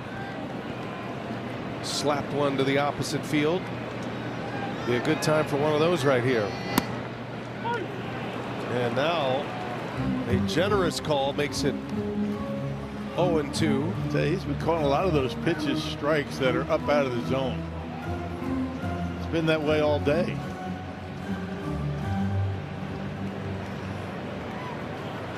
No balls, 2 strikes on Lara. Second and third, 2 outs now. And Lara strikes out. Tommy Nance gets through a mess. Brewers get 2 on, nobody out. Cannot deliver them. Still tied at 3. We go to the 7th. Only at Pizza Hut. Statcast powered by Google Cloud. Jacob Mizorowski finished with 9 strikeouts, 8 of those on the fastball. Mizorowski giving up 3 runs on 2 swings of the bat to the Twins. Brooks Lee and Cody Clemens a 2-run homer. Lee a solo shot. Second through the time through the batting order, much better for the Twins. Mizorowski with the 9 punch outs. Changes here. Newcomer Ji-Hwan Bae right into the fire. He'll play second. Moves Terang over to short. Moves David Hamilton to third. And Garrett Mitchell stays in to play center field. Mitchell pinch hit for Vaughn, who was the starter at third base today. And Aaron Ashby on the mound. 7th inning in a 3-3 game. Luke Keyshaw starts it for the Twins. Gruber Loftus's 1 call, that's all called to the pen. Yeah, picked up his 13th win of the year last night. A 3-up, 3-down 8th. And included a couple of strikeouts. Boy, his curveball last night was unbelievable. And those numbers are pretty good.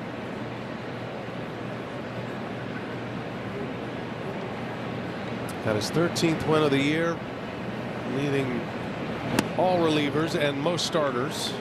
Christopher Sanchez is the National League leader in wins with 15. 3-1 to Keyshaw. 0 for 2 against Mizorowski.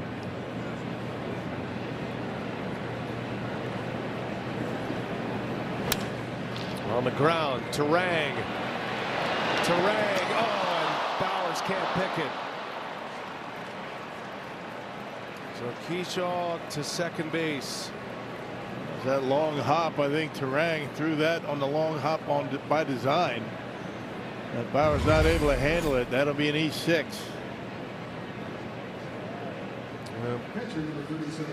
Kind of that mid hop right at you, Soph. In between hop. Normally you see Bauer is able to pick that, but not able to. All right, so a runner at second. Victor Caratini. Terang more than capable at shortstop. He's played just a couple of innings there this year. And came up as a shortstop. And there was some debate whether he would be the everyday shortstop post Willie Adames.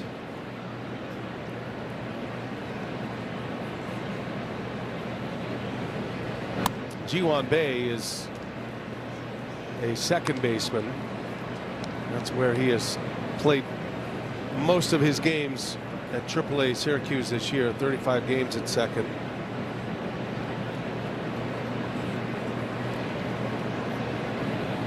Go ahead run at second, and a swing and a miss by Caratini. It's interesting for middle infielders, though. Bay just arriving to the ball club. Can't imagine he and Terang have had much interaction or time together. I didn't see him on the field together today, so there wasn't a whole lot going on at all today before the game.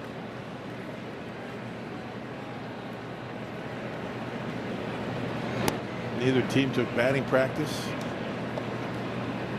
Kind of normal Sunday pregame routine for both teams.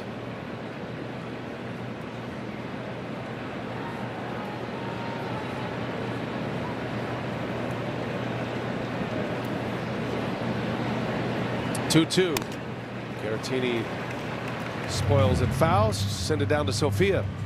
Well, Bryce Terang and Ji-hwan Bae do have some familiarity, guys. Going back to 2017, they played against each other in the U18 Baseball World Cup held in Ontario. Terang said he's got great memories. He, of course, was playing with Team USA as the shortstop there in high school. Ji-hwan Bae playing with Team South Korea. They met in the finals. Team USA would go on to win, and Terang was on the All-Star team of that World Cup. All right, thanks, Sophia. That one off the glove of Hamilton, and the Brewers normally rock solid defensively, having some struggles here as Hamilton looked like he slipped. Well, able to knock it down. It would have been a double had he not been able to get there. Did you see the ball redirect a little bit when it hit the ground? I think that's what confused Hamilton. Kind of overran it a bit. Got him on the foot. Never did get a glove on it. Well, 2 men are on, nobody out. You do take for granted how good the Brewers are defensively. They usually turn ground balls into outs, and Ashby's going to have to fight his way through this now. Hey, secure the best Brewers ticket prices for 2027 with a $100 deposit on the season seat membership. You'll score priority seat locations and get 2 free tickets to a game this year. Plus, members get exclusive rewards. Learn more at brewers.com/season tickets. Well, we'll see if that Keystone combo will be tested here. Austin Martin is going to pinch hit. He'll hit for Alan Roden. Martin is a fast runner, but he did bounce into a double play yesterday.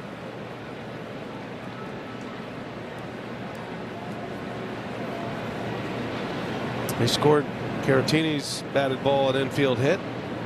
2 on, nobody out. And Martin fouls a bunt away. Yeah, Ashby certainly has done his job in this inning. He's got 2 balls on the ground in the infield, but no outs.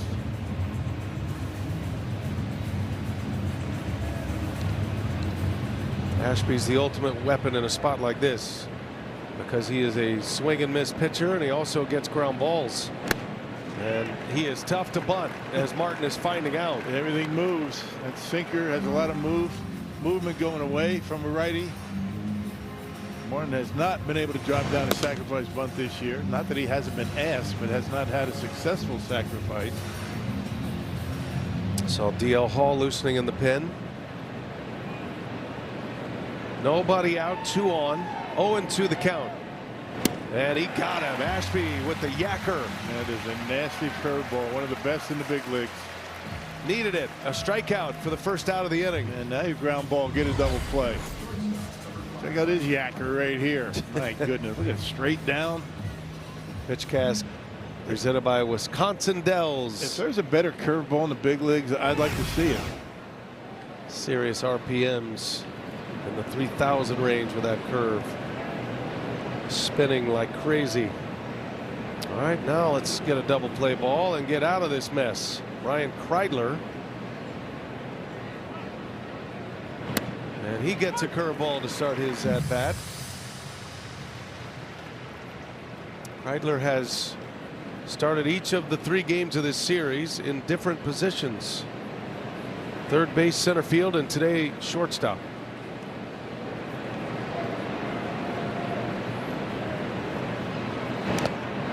Did he go? He did. unable to check that swing, and it's 0-2 on Kreidler. Get a lot of swings like that, or check swings with that curveball. As much as it breaks, and a good block by Gary. Yeah, blow him up a little. That keeps the double play in order. Put that big body right in front of that pitch in the dirt. The 0-2 and a swing and a miss. He went back to the breaking ball. Got him with a curve, back-to-back strikeouts. 86 miles an hour, just such a quick, sharp break to it, going straight down. If you haven't seen much of a curveball like that, you're going to get swings like this quite a bit. And another good block by Sanchez. Twins go back to their bench. Trevor Larnach, a lefty, the scheduled hitter. And it's going to be Jeffers instead. Brian Jeffers has caught the first 2 games of this series, and he'll pinch hit. And a scouting report with Sanchez at the mound gives us a chance to hear a word from Aurora Healthcare. 1, 2, 3, How does it feel? Amazing. One of my best days ever. Aaron Ashby has one more piece to this puzzle. An error and an infield hit start the inning, 2 on, nobody out, but back-to-back Ks, and Ashby will face the pinch hitter Jeffers.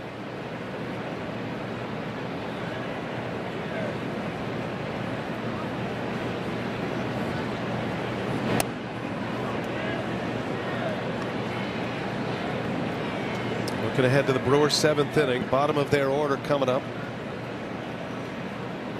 Jeffers hits lefties well. Ashby no ordinary left-hander though. There's a curve and it's a strike. And did he get a challenge or no? I thought he went to his helmet.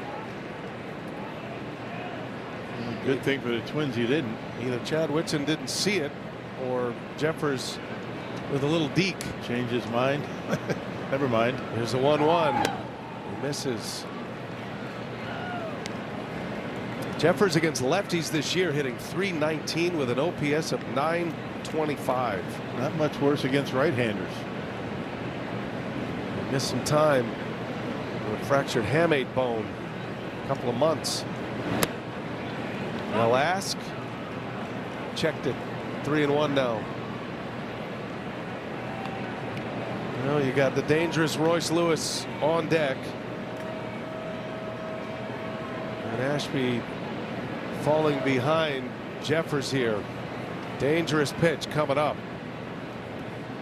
2 on, 2 out. The 3-1. And he missed. Oh, that was close. It looked like a strike. Sanchez didn't want to challenge it. Where's Gary? Come on. Bases are loaded now.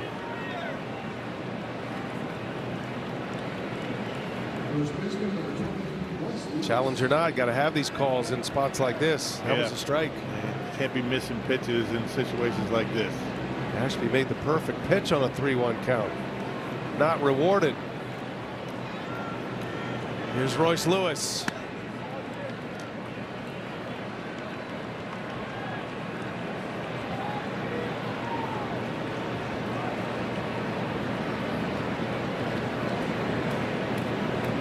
Lewis a hot hitter, but he struck out 3 times.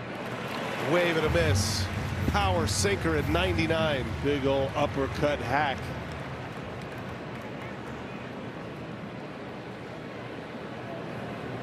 Lewis with a 13-game hit streak. He is catching the best the Brewers have in Mizorowski and Ashby.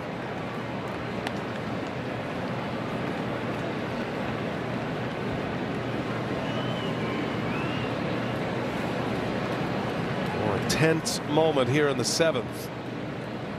2 balls and a strike on Lewis. Curveball, strike, landed that plane. Big looping curve for strike 2. Yeah, that was the get me over. That wasn't a really hard one. Just wanted to throw that, flip that up for a strike. Anxious crowd trying to help him out. Ashby trying to strand the bases loaded. The 2-2. Uncle Charlie coming up big for Aaron Ashby.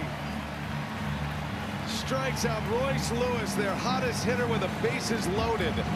And this game is still tied. We'll see how the Brewers finish this one out, guys, before they head out west. All right, thanks, guys. Looking forward to your post-game show. Hopefully it's a good news post-game show. A.J. Minter, one of the new Twins acquisitions, coming from the Mets. And he faces Gary Sanchez here to start this 7th inning. I saw him in game 1 of the series. Only faced one batter, struck him out. That was some job by Aaron Ashby there. Back up against the wall. Defense kind of let him down. The Brewers are in a tough spot defensively right now with players in different positions. Turang had the error moving over to short, and then Hamilton, it was scored as a hit but a misplay. But he did the job. That's an ultimate pick-me-up right there. Did you see the 2 different curveballs that he threw to Lewis there? 2-1 pitch. It's kind of a flip, this get me over curveball, not a whole lot of snap to it. And then with 2 strikes, he just yacked one off, and just that was an amazing curveball to get him. So the Twins with a lot of changes as their wheels in motion. Clemens goes from second to left. Martin stays in to play right. Royce Lewis moving over to second. Caratini's at first now with Jeffers behind the plate.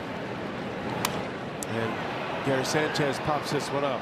Minter beat him inside with a cut fastball. And Brooks Lee puts it away for out number 1. All right, first at bat as a Brewer.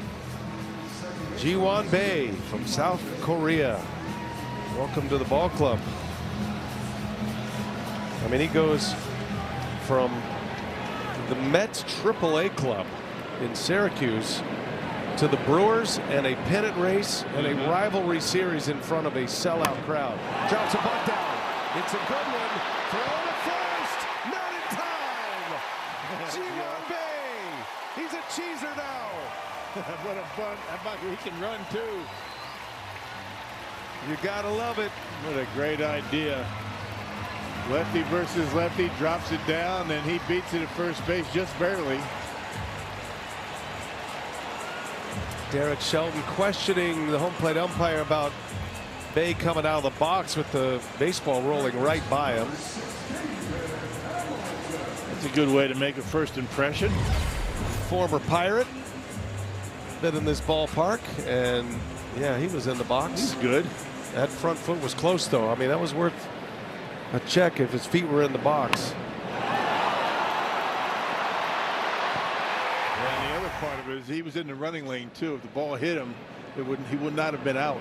Now Hamilton drops a bunt down right back to Minter, and a scamper to first base. Brewers with the speed factory here. That was no sacrifice. It'll go down as one, but Hamilton up there trying to bunt for a hit. But Bae is at second base with 2 outs. Putting the pressure on Minter quite a bit, aren't they? Minter had a little panic setting in right there. A little underarm flip, just barely got Hamilton. Well, here's Chourio. Brewers broke a 3-3 tie in the 8th inning last night. Rode it to the finish line to win. We're in the 7th here, and Chourio. First base is open. You got the lefty Turang on deck. Uribe will be next. Derek Shelton pitching to him. Chourio homered in the first. Minter. This might be one of those maybe unintentional. Yeah, so why not just put him on then? There you go. Yeah, they're going to go ahead and walk him now. Chourio is aboard just to see if he'd bite on the first 2. He did not. And now it's Turang, who's had success against the lefty starter Connor Prelip with a single and a walk, and now he'll face the reliever from the left side, and A.J. Minter.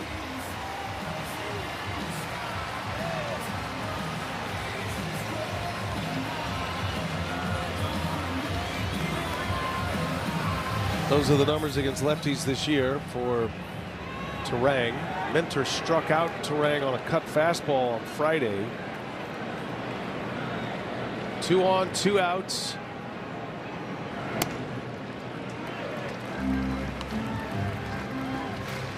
Turang with a big 2 RBI single yesterday that tied the game. He's been clutch all year.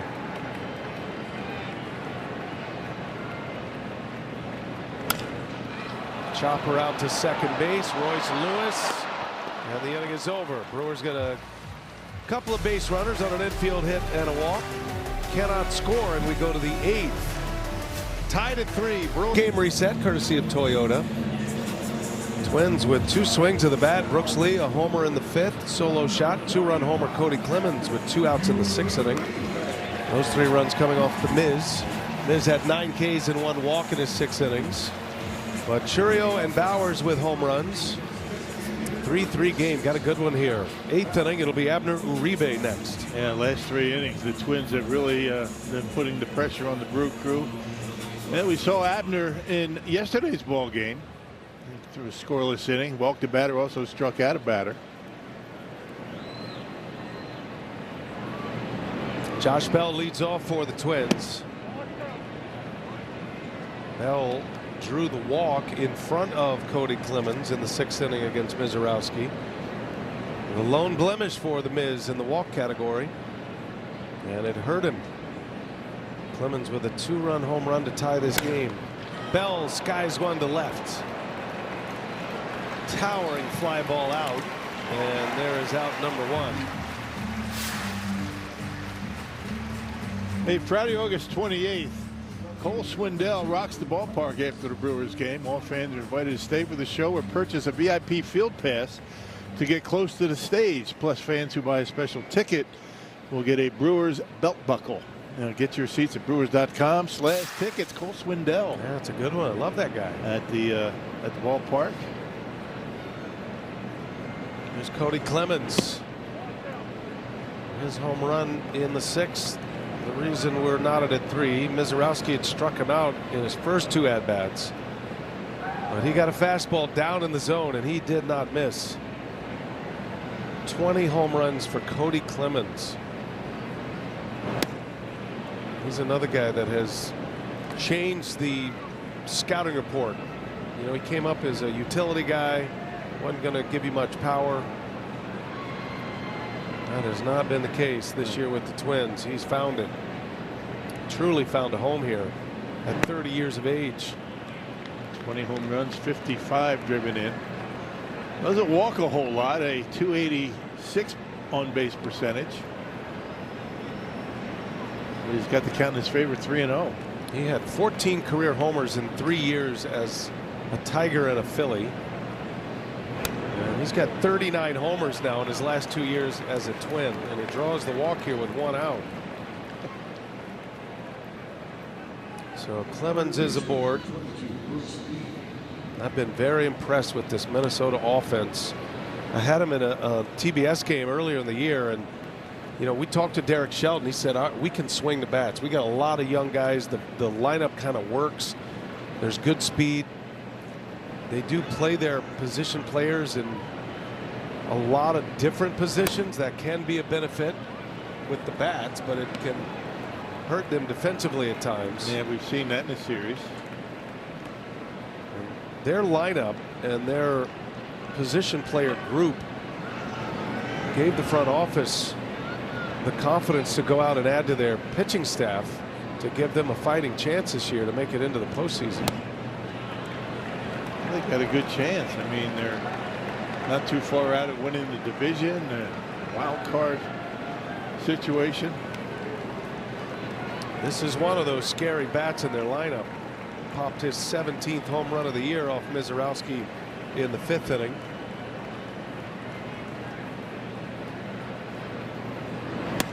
And Uribe is having a tough time with the strike zone right now. He got the out by Bell at F7, but he has thrown 9 pitches and only 1 strike. It's interesting. You know, a lot of times Uribe throws more strikes with sliders. 3-0 the count. That one's in there. Threw a lot of sliders in his appearance last night. A lot of fastballs today. That low fastball is the danger zone for Brooks Lee. Got to be careful here. 3 balls and a strike with Clemens at first, and Lee takes and a challenge. Yeah, that's going to be a The strike. catcher challenging the ball call. In a very shaky strike zone today. Needed that one though. It's a strike. Milwaukee retains. Just clipped that corner. And now it's 3-2. Try to the strike zone was not very good last night. Excellent. Not so much today. And now Brooks Lee wants a timeout.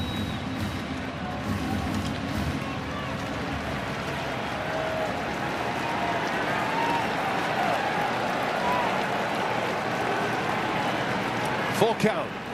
1 away.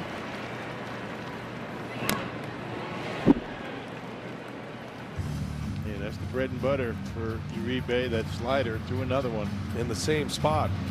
Perfectly placed right down there on the inside corner.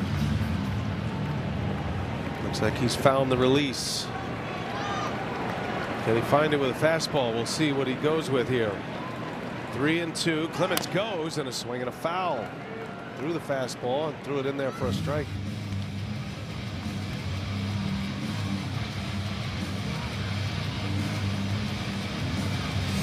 Andrew Morris, hard-throwing right-hander, preparing for the 8th inning. Mitchell Contreras Bowers scheduled to hit. Another 3-2. There goes Clemens, and a swing and another foul ball.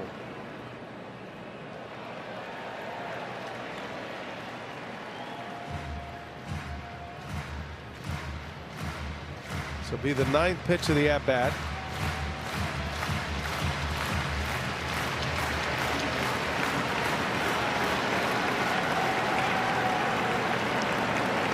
Let's watch Clemens here.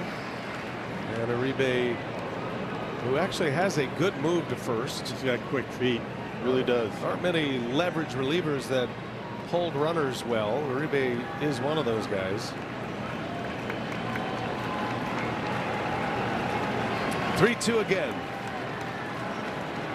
Long pause. Clemens goes. Another foul ball. He's quick to first base, but relatively slow to home.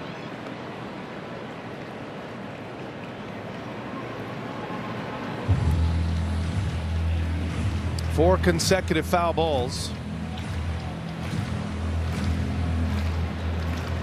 But 5 consecutive strikes, more importantly. Pitch number 10 of the at-bat.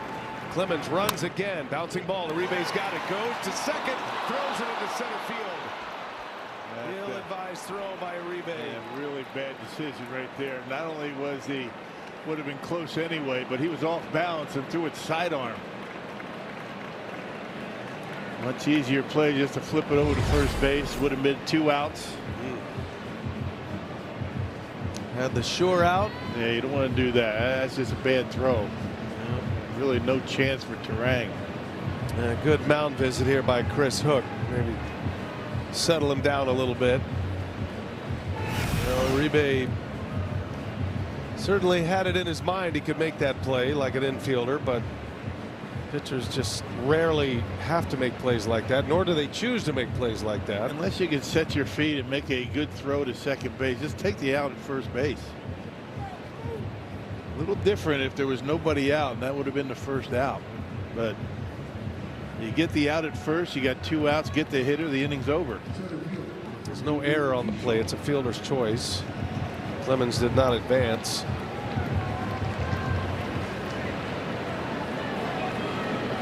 All right, so Luke Keyshaw now with 2 on. He reached on an error last inning to start the inning. Ashby had to bear down in the 7th. Now Uribe has to do the same in the 8th. Go ahead run at second base. The last 4 innings, the Twins have really mounted pressure on this Brewers pitching staff.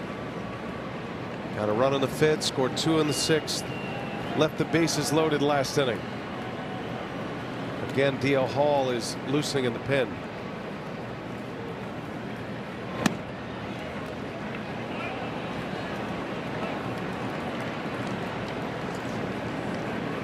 Keyshaw's got the count in his favor.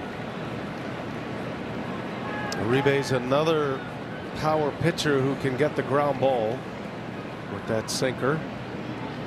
Would love to get one right here. 2-0. Ground ball, foul.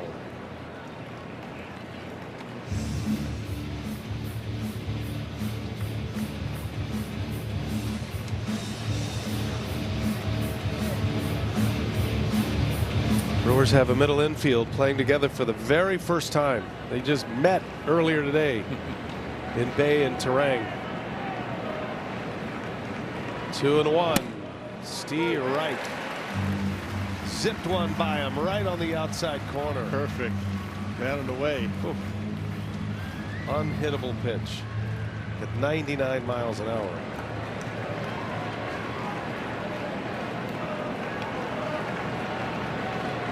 Two. Couldn't get him to bite. Tried to shoot that lane again, and now it's full. Do you dare send the runners if you're the Twins? Uribe, a strikeout pitcher. 3-2, 1 out. They stay put, and a ground ball to short.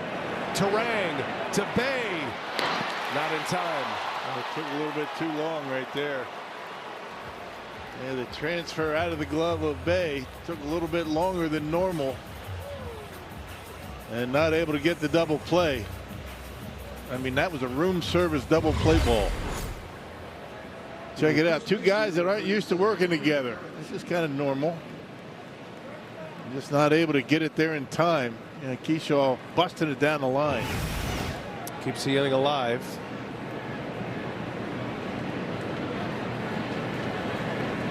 Brings up Victor Caratini now. First and third, 2 outs.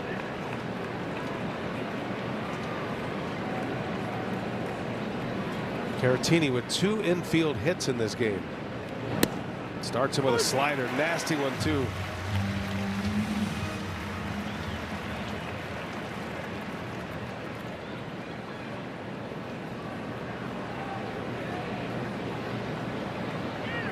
Twins knocking at the door. Can Uribe chase him back? 0-1. Missed with it.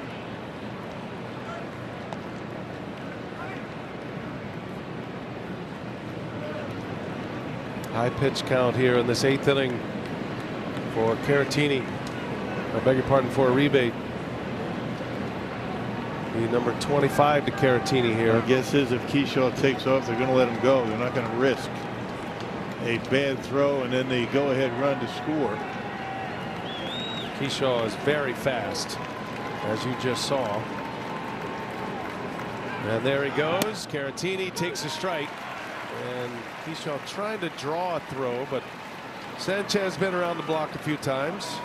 And let him get to second base. Just get the hitter and the inning. So it's 1-2 now. Second and third. Credit Kershaw with a stolen base.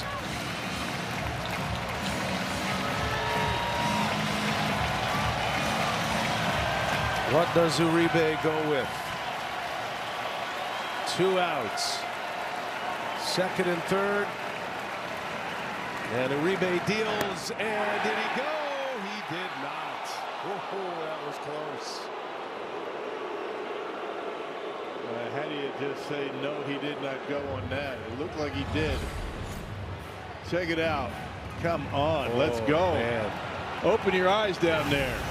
Third base umpire Chad Fairchild didn't see it that way. Now it's 2-2. And that one misses. What a grind here. Twins lineup giving these dominant pitchers all they want. Full count. 2 outs. 8th inning. Here it comes. And it's ball 4. Caratini would not budge. Should have been struck out. And the bases are loaded. Uribe's got to start it all over again.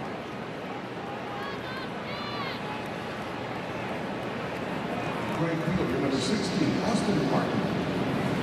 28 pitches into this 8th inning. 0 swings and misses. Not on his A game, but can he get through it? Second at bat for Austin Martin.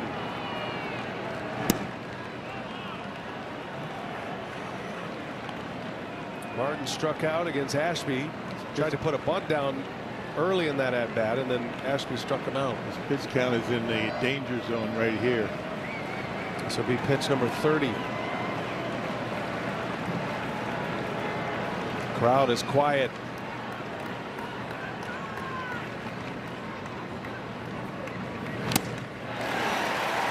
That'll help. Nasty sinker on the inside corner. Martin is a guy that rarely chases.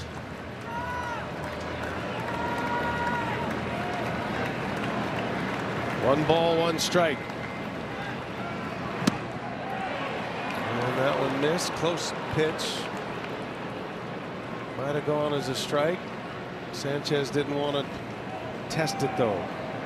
It's a big pitch, so it flips the count to 2-1. Missing a ton of calls back there right now. Right. And on the ground, foul, and the count 2-2 now. Missing a ton of calls behind home plate, and missed that one down at third on a check swing. Twins had him loaded last inning. Ashby struck out Royce Lewis to put up a 0. Now the sellout crowd on its feet. Bases loaded. 2 outs. 2-2. Slow roll to third.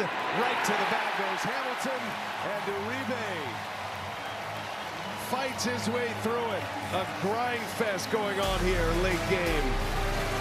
Still tied at 3. Brewers coming up in the produced to retransmitted in any form. Counts and descriptions of this game may not be disseminated without express written consent of the Brewers. Garrett Mitchell facing A.J. Minter. He comes back out. Starts a fresh inning after Minter entered in the 8th. Probably his only hitter he'll face here, the lefty, and he's ahead 0-2 on Garrett Mitchell. It's amazing, the Twins. Their last 2 innings, they have not been able to score, but they have had men all over the bases. Brewers able to make their pitches when they need them.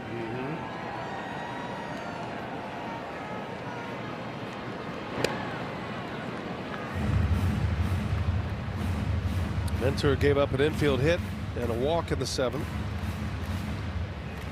Got Terang on a ground out with 2 on. Brewers stranded 2 runners on in each of the last 2 innings. Mitchell came on to pinch hit and delivered with a base hit in the 6th inning.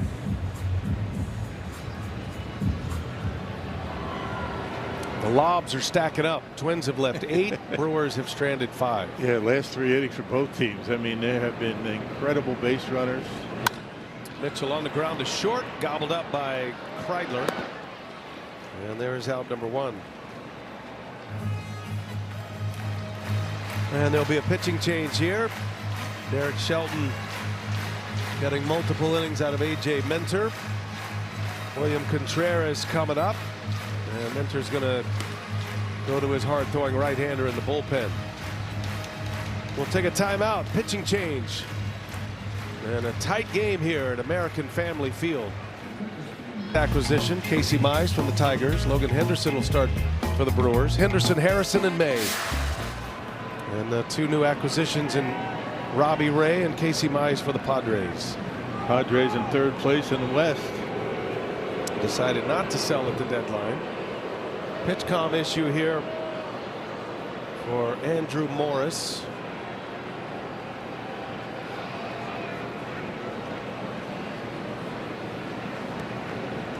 A.J. Minter gets the first out of the 8th.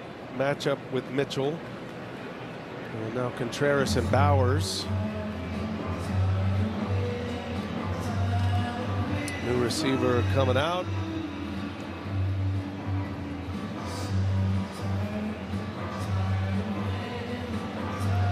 And that one works. Good music choice here. Yeah, really nice. Nice and calming. So tired of waiting.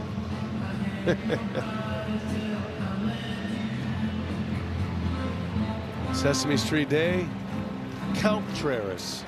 not Contreras. The count. We'd like to change the count on that scoreboard. Wailing away on the first pitch.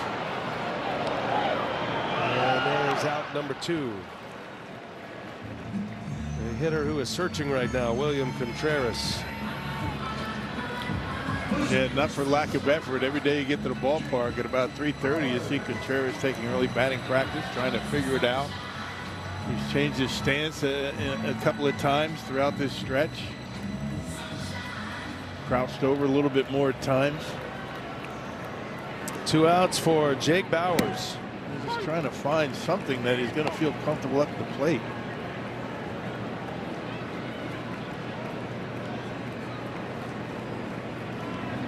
Bauers homered in the 5th.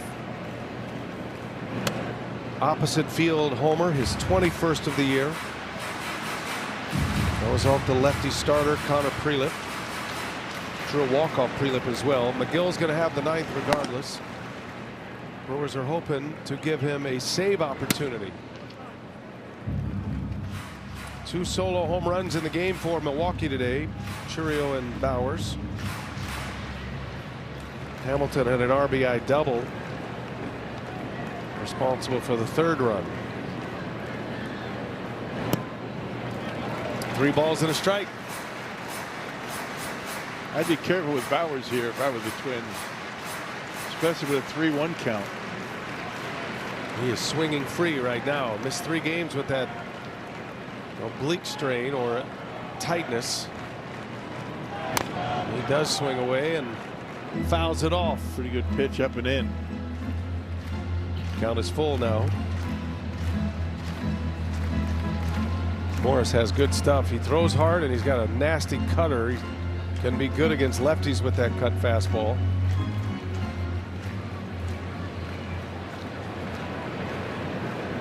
Full count, 2 outs in the 8th.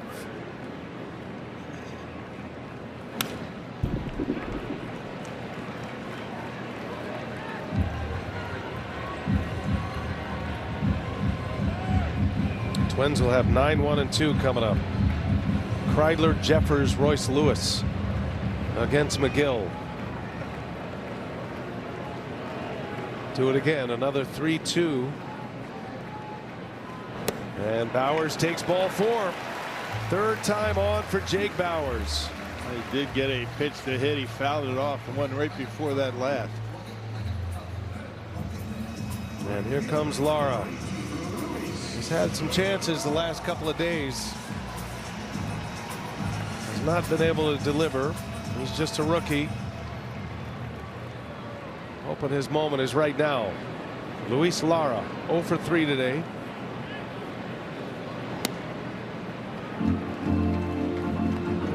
That was a close pitch. Could have gone as a strike.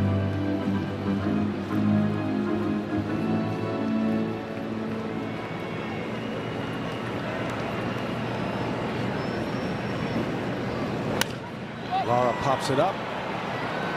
Long run in for Clemens. He'll make the call and the catch in foul territory. The inning is over. And we go to the 9th, still tied at 3. More octane coming for the Brewers. Trevor McGill, the closer, will enter in a tie game.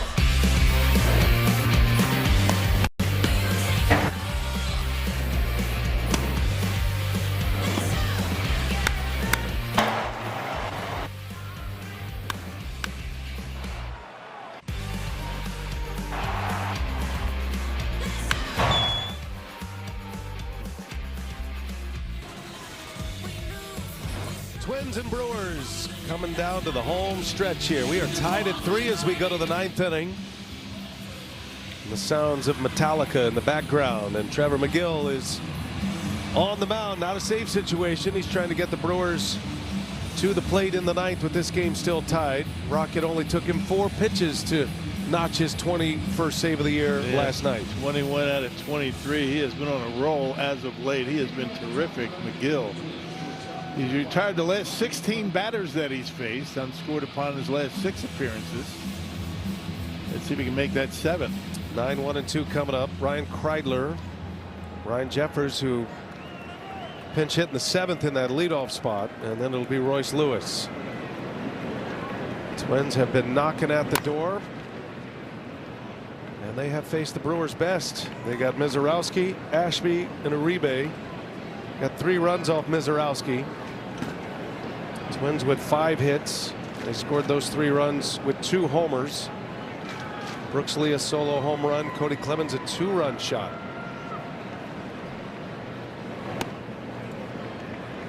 Cubs are drubbing the Royals today in Kansas City 10-2. They're in the bottom of the 9th there. Royals did win last night. Brewers with a 5.5 game lead in the Central. Cubs had 18 hits today against Kansas City. Meanwhile, on the Twins side of things, they are chasing the White Sox, and the Guardians lead the White Sox 2-1. They're in the 2nd, but they are in a long delay in Chicago at Roofless Rate Field.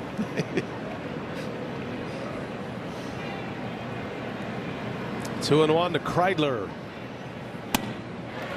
2-2, got him to chase. Sun's out here right now. Yeah, had a big storm blow through here before the game. Closed up the roof. Sun shining brightly outside. See some of the shadows coming in on the panels.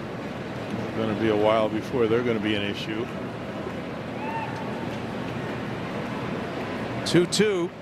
McGill's already thrown as many pitches to this first batter as he did in his save last night. And ring him up. Backwards K. I'm not sure that was a strike. Looked like that might have been off the outside corner, but he got the call. Yeah, you're right. Just by a little. We'll take it. 1 away, a strikeout to start the inning for McGill. Here is Ryan Jeffers now. Power hitting catcher. Good curveball. Aren't many in the big leagues that throw the curveball as hard as McGill. One of them is his teammate, Jacob Mizorowski.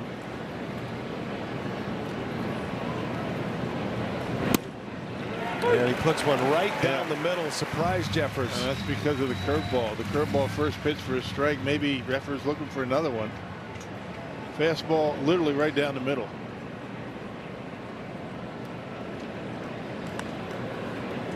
Gomez is the Twins closer. They should take the lead. Cody Funderburk is the lefty. If it stays tied.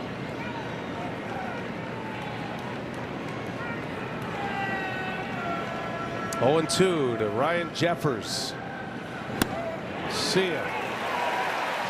Little fastball right by him. We talk about 2 fastballs that literally crosshairs down the middle. Up there looking curveball. And 2 fastballs literally splitting home plate in half. Yikes. It's a multiple choice test.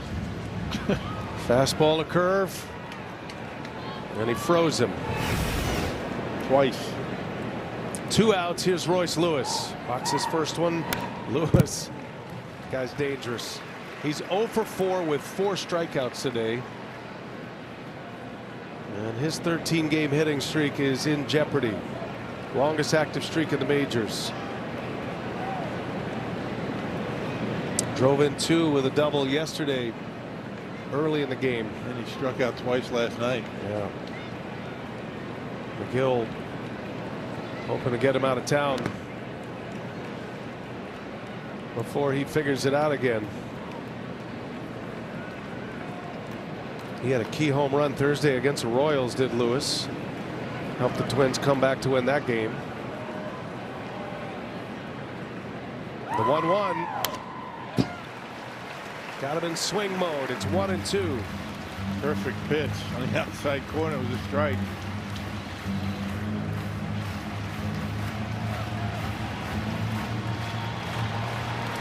Trevor McGill, 2 outs.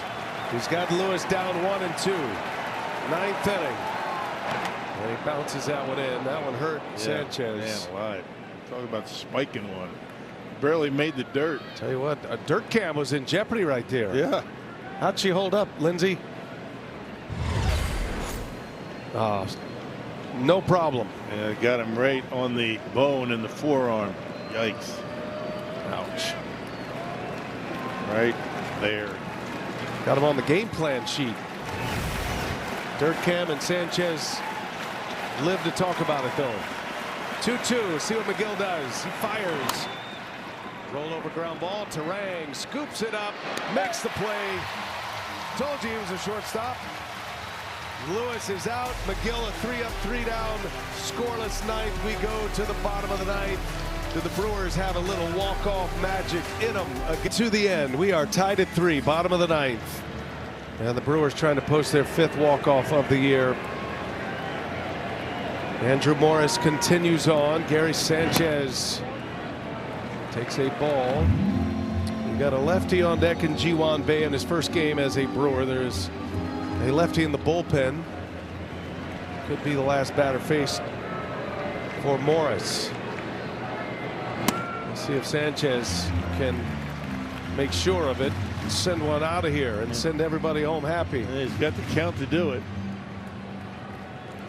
Brewers have had 2 walk-off homers this year. Terang and Contreras. 3 balls, no strikes on Sanchez.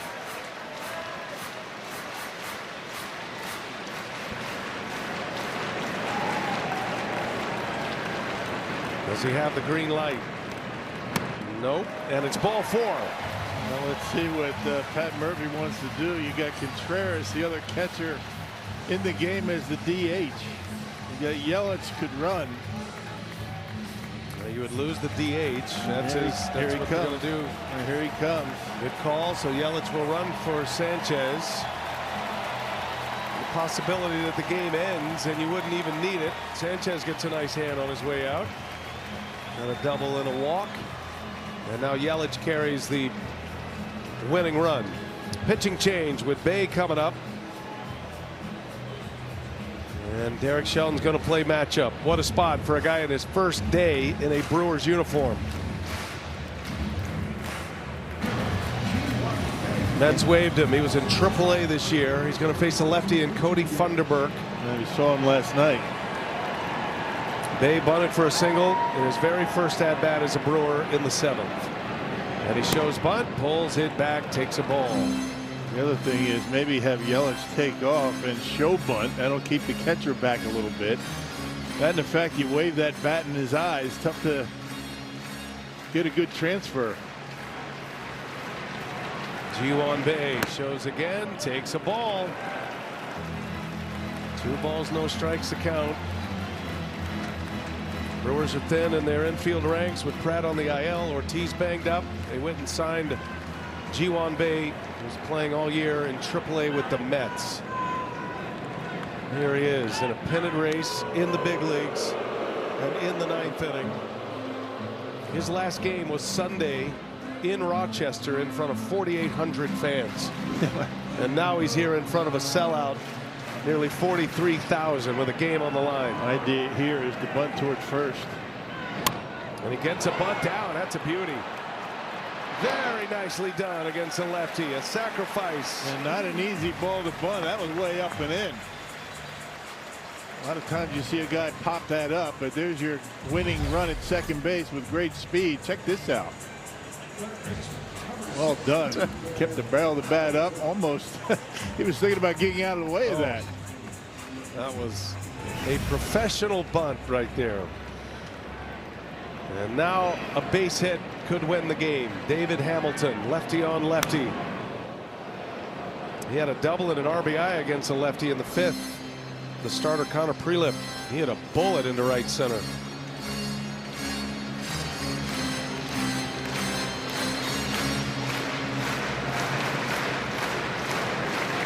Hamilton looking for his first ever walk-off. Wave and a miss. Big sweeping curve.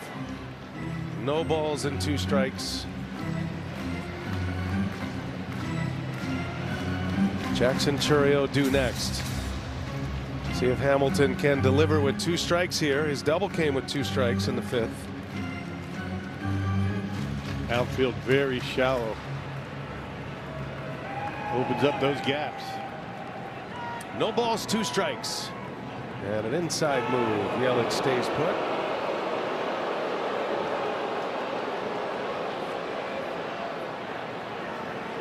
Yelich pinch running for Sanchez. Here's the 0-2. Hamilton lays off. Didn't bite on that sweeper that time.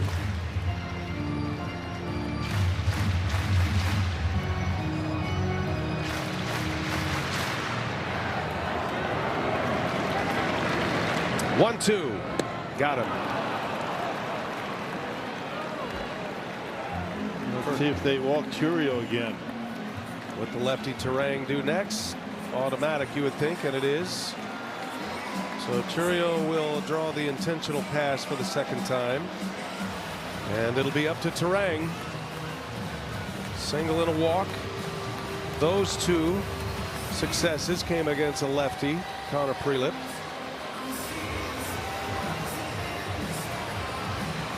Grounded out against A.J. Minter in the 7th inning. Pete Mackey, the pitching coach, going through it with Funderburk. Bryce Terang has given us a moment already in walk-off style. May 10th against the Yankees. Walk-off home run, and the Brewers sweep the Yankees. They don't need a home run, just find the outfield grass. Yelich's going to be able to score. Contreras had the last walk-off for the Brewers. That was July 19th, and a walk-off homer against the Marlins. All right, here we go. Winning run at second. Terang takes a ball.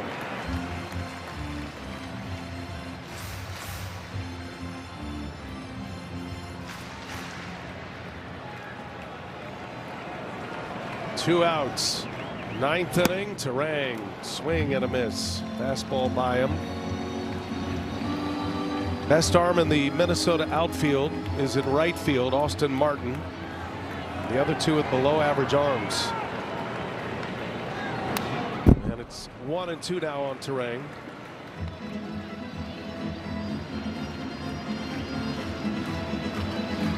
Base runners everywhere for both teams in the late stages of this game. 1-2.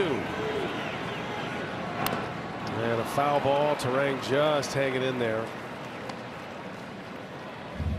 The sweeper's tough on the lefties. Especially with the way the sun is halfway across the home plate area. The shadows are starting to be an issue.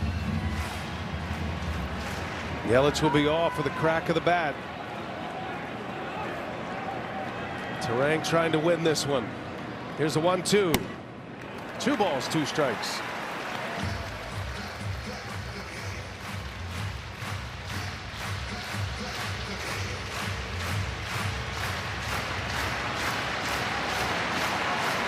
See what he has in mind. The 2-2. Terang fouls it away, a little late on it. Trying to protect against that slider away, that breaking pitch.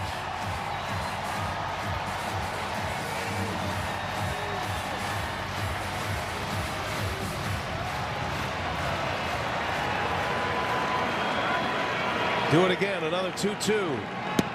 And he tried to surprise him with a fastball. He missed with it. Now it's full. It'll be the 8th pitch of the at-bat. Terang has seen what he has to offer.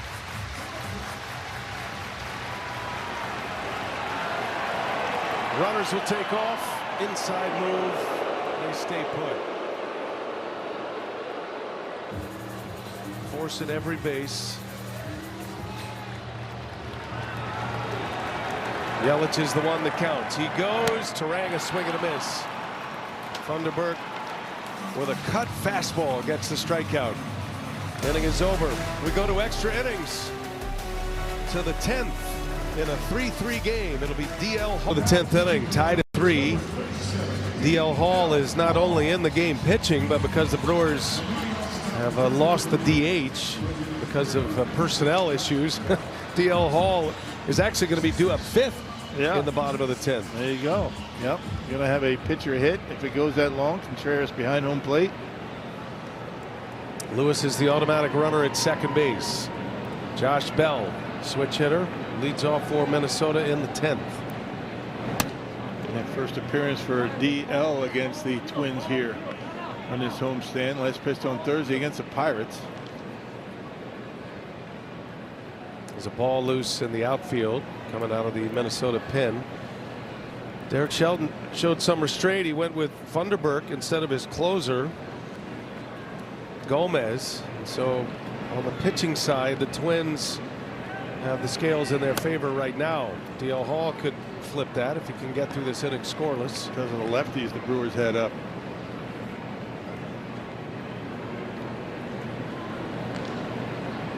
Bell 0 for 3 with a walk, and he takes a strike. 2-1. Hall coming back from the injured list. He missed a couple of months. Went from June 4th to August 2nd between outings in the big leagues. Did have minor league rehab appearances to prepare to come back. And so this is his 3rd game since coming back from the injured list.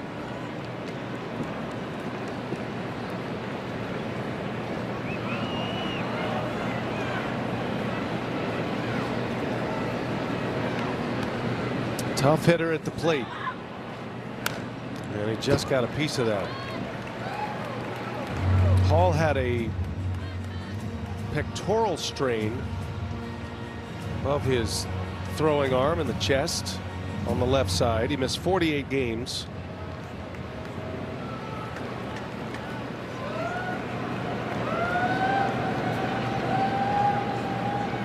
Two and two, and Bell skies one. He popped him up. Oh, he's good. Crowded him with that fastball at 96, and there is out number 1. Yeah, you get that first out with that runner that starts at second base, not able to advance. That's always a big deal. That's a good pitch by DL. Big fastball. And now he'll have a lefty in Clemens. Clemens hit a 2-run homer in the 6th that tied this game at 3 off Mizorowski. Turned around a Miz fastball. And he swings and drives one to right. That's well hit. Lara's on the run. He leaps. Oh my goodness! Luis Lara makes the play. Holy cow! And he's hurt. My goodness. Lara crashes into the wall for the 2nd out. Lewis tags and goes to 3rd. And he had the presence of mind to get that ball into the infield. And he is scuffling out there. What a catch. He's made 2 great catches today. He is one of the great outfielders in the Brewers minor league system and showing his wares in the big leagues. I thought that was a home run. Never did give up on it. Boy, oh boy, what a catch. That left knee went right into the post. Yeah, he got it in, and then that kept Lewis at second base, or I should say kept him from scoring. That was an incredible catch. That looked like Lorenzo Cain back in the day. If he wasn't able to get rid of that baseball, Lewis would have been able to score. He's going to stay in. Amazing, amazing 2 catches for him today. Listen to this crowd.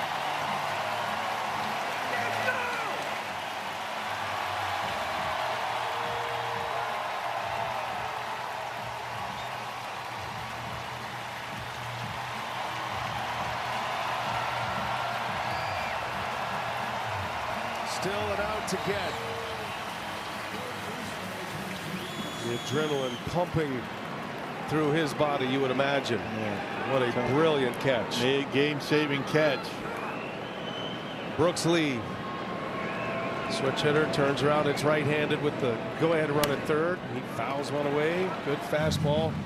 Hall's pumped up. That one at 97 miles an hour. And the fact that he popped up Bell and kept Lewis at second base is why the Twins have not been able to take a lead.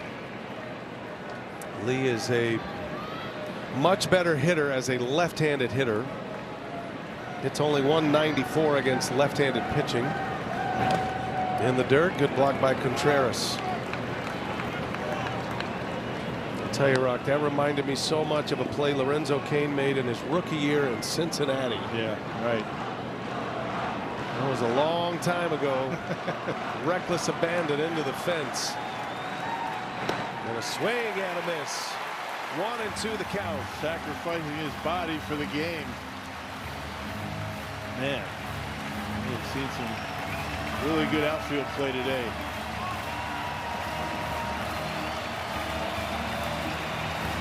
D.L. Hall trying to get through this 10th inning with a 0 on the board. Go ahead and run at third. 1-2 the count. And he struck him out. The Brew Crew, pitching and defense, the name of the game. And Luis Lara has done it twice. This was earlier. Took an extra base hit away. And then he goes, not today, like Low Kane. The catch of the game. We go to the bottom of the 10th, tied at 3. Luis Lara put on a defensive show here today. Incredible catch. Garrett Mitchell set to lead off. Turang is the automatic runner. They intentionally walked Mitchell, so right away the Brewers have him at first and second. The one that matters is at second base. Yeah, they set up the double play. You can see Gomez, his numbers. Gomez has been good. 16th save of the year on Friday.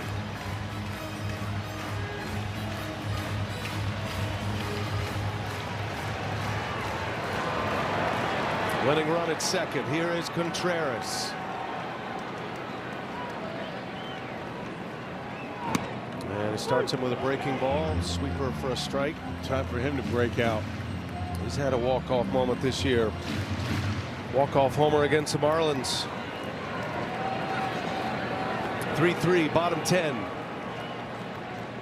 Speed to burn on the bags here for the Brewers. And a swing and a miss. 0-2 the count on Contreras. It's got to be getting tough to see up there.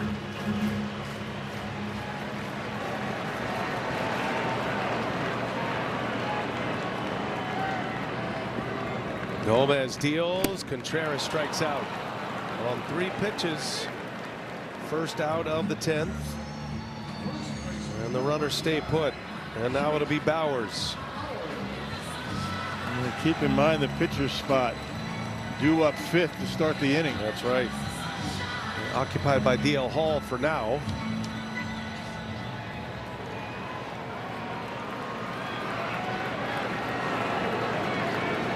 One out. Here is Bowers. Overpowered him with a fastball. Gomez has been on an incredible run as a Minnesota Twin.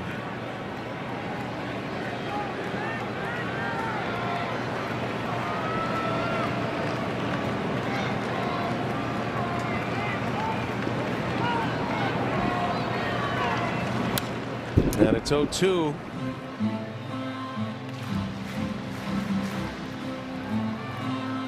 Gomez knocks a save on Friday night.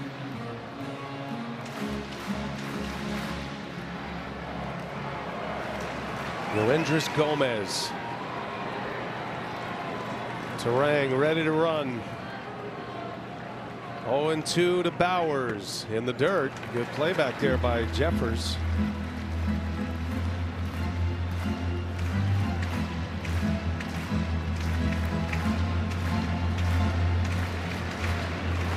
Bowers been one of the best hitters all year. Home run leader with 21. Hit one earlier today. The 1-2, and Bowers hangs tough.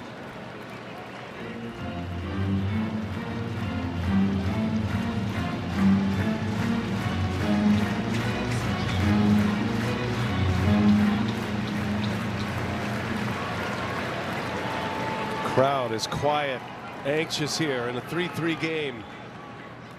Bowers trying to lift a lid here, and he has a better hack at that one. Got a good pitch and fouls it back.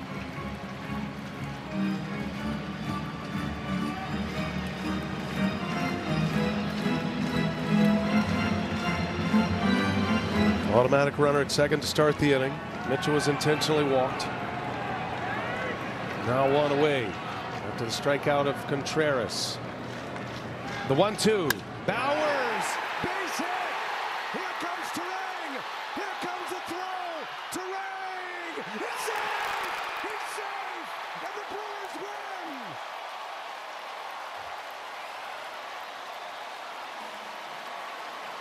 Well, you know automatically they're going to be looking at that, the Twins. Derek Shelton immediately pops out of the dugout to challenge this, creating a little bit of game chaos. Crew chief Chad Fairchild. Call. Minnesota is challenging the call at the plate. That was a pretty good throw from left field, right on the money, one hopper. That was Clemens. And we are going to have a game in the balance on a Wintrust replay review. It was shallow, a one hopper right to. Here we go. Jeffers. And it's over. Call is confirmed. Jake Bauers with a walk-off single, and the Brewers beat the Twins 4-3. Walk-off number 5 on the year, and he does it with 2 strikes. Yeah, good thing Terang was out there at second base. The Brewers needed every bit of his speed to be able to score that run. And Bauers just dumps one into the opposite field with a very shallow outfield. And Bryce able to beat it barely. How about that slide, Rock? Bryce Terang went to the back of the plate. It was a good throw on one hop, but no surface area to tag. Yeah, Look at that. Not even close. You never did tag him. Never did tag him. Look at that slide. Poetry in motion right there. Bryce Terang. Beautiful. He scores the winning run. Jake Bauers gets it done. A walk-off single. Does it with 2 strikes, and the Brewers take 2 out of 3. A miracle catch by Lara. And the Brewers with a 5-win homestand. They go 5-2.